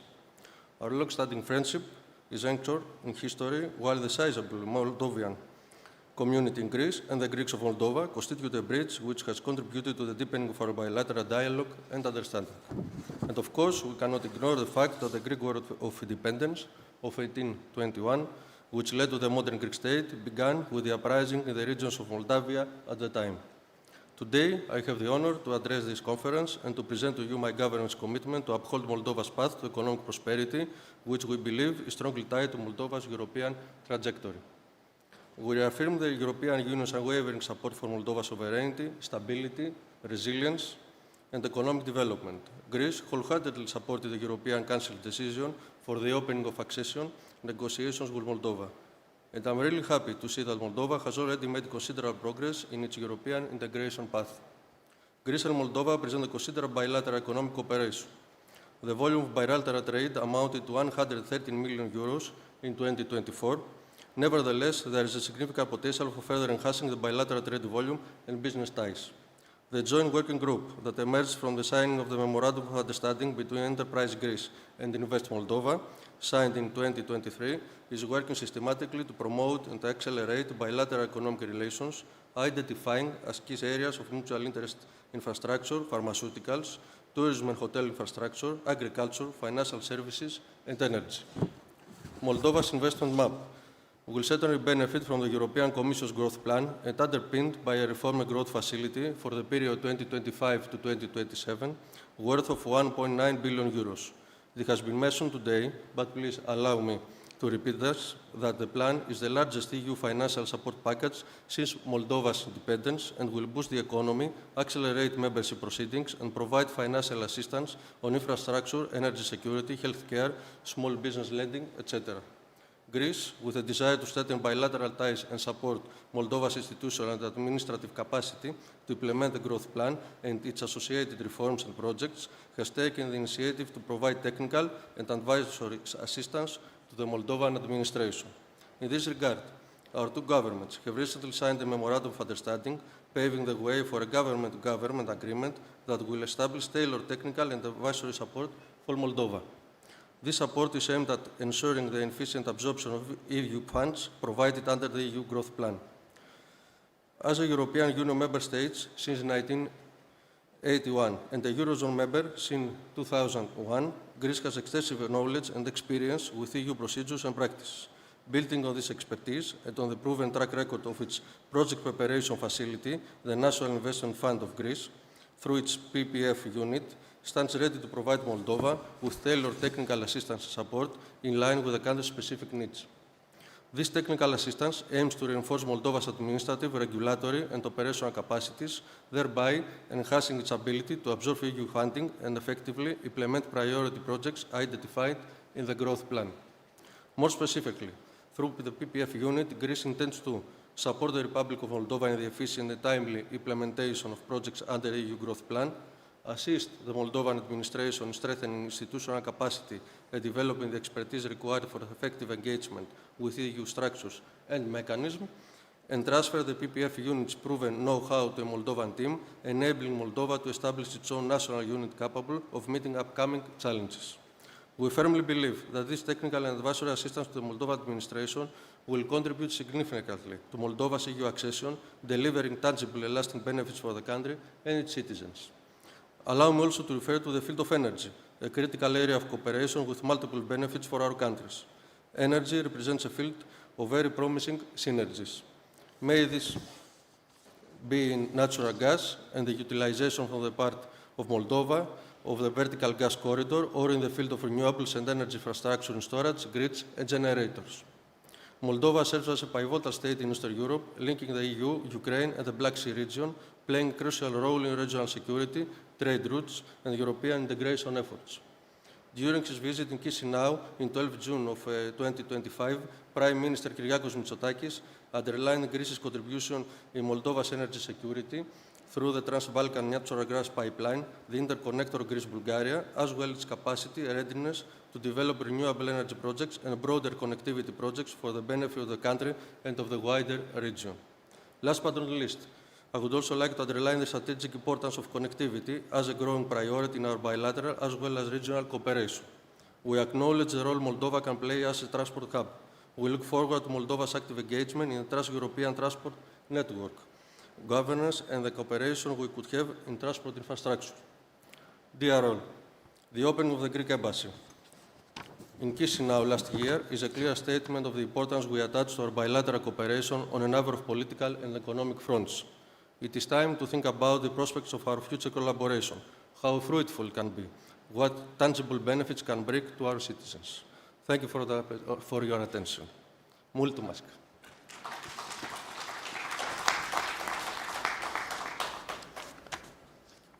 Dear Mr. Skalkos, thank you very much for your valuable time and for this valuable European perspective. It is really encouraging to see how Moldova is integrating into European investment ecosystem, opening doors to new collaborations. Pentru a închide această zi memorabilă și a contura următorii pași concreți, am plăcerea de a-l reinvita în scenă pe colegul meu, Andrean Guțu, pentru a ne vorbi despre viitorul hărții investiționale și despre serviciile complete oferite de Agenția de Investiții în sensul dezvoltării hărții investiționale în continuare. Andrean, mulțumesc frumos! Mulțumesc, Evelina. Așa, ce facem mai departe cu informația care am primit-o astăzi? Foarte interesantă. Sper că a fost utilă pentru toți. Mai departe, dacă... Da. Noi dorim să ne concentrăm pe aceste sectoare și de aceea punem prioritate pe aceste 8 care le vedeți. 6 din ele sunt deja incluse de către Guvern, Parlament, în Strategia Națională de Atragere Investiții. Să vin și în partea asta. Și plus avem 2, infrastructura și energia, care afectează deja toată economia țării. Avem încă 12 profile investiționale și sper echipa să reușească să lucreze la ele și să le încărcăm pe site curând. Mai departe, după ce vine investitorul, noi ca agenție de investiții vrem să fim un singur punct de contact sau cum numim în engleză la investitori, one-stop shop, unde investitorul poate beneficia de toate serviciile care fac parte din ciclul investițional. Astea sunt servicii strategice, servicii operaționale, servicii administrative, networking, analiză de piață, orice gen de informație, orice gen de contact, orice furnizor. Noi mereu ne lăudăm că putem în 24 de ore să luăm legătura cu orice om din Moldova. Deci asta cred că e valoarea adăugată a agenției și vă rog să considerați asta și să ne implicați în lucru. Deci asta lucru care noi îl facem. Mai departe, am creat ghidul investitorului, care de asemenea îl puteți folosi ca material pentru a oferi mai multă claritate pentru investitorii care vin în Moldova. Acesta include toată informația începând de la înregistrarea companiei, care sunt beneficiile fiscale și programe avem de ajutor, un scurt descriere despre fiecare sector, tendințele pe piață și tot ce poate fi util pentru un investitor.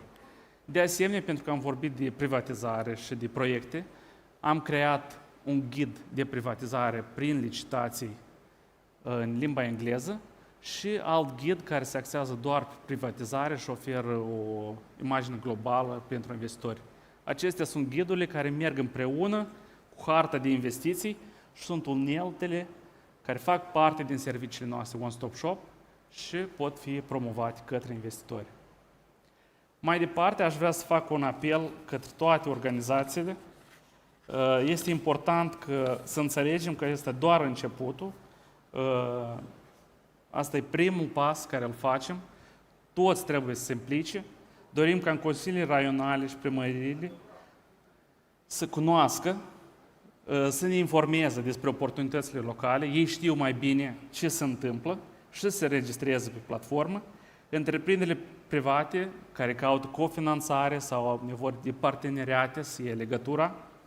Fondurile de investiții, desigur, să vină la noi. Noi organizăm studii de vizite, noi putem să-i ducem pe toată țara.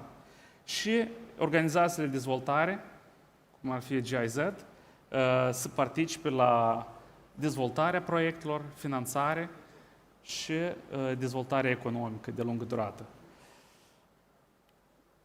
Aici cred că o să închid, acestea sunt contactele mele, nu o să vă mai rețin. Vă rog să luați legătura cu noi. Sper că acest tool sau unealtă să fie un mijloc de a oferi mai multă transparență în procesul de investiții și oamenii să poată avea mai multă încredere când vin în Moldova.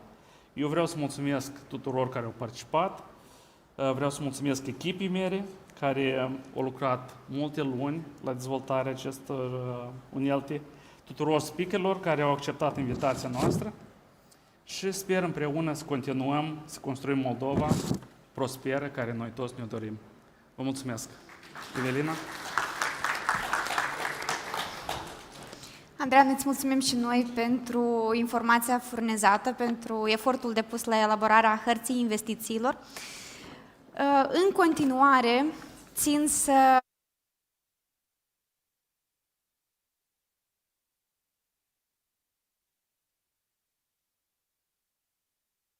prezenți, ajungând la finalul unui moment de referință pentru Republica Moldova, lansarea unei platforme care, sunt convinsă, va redefini peisajul investițional al țării noastre.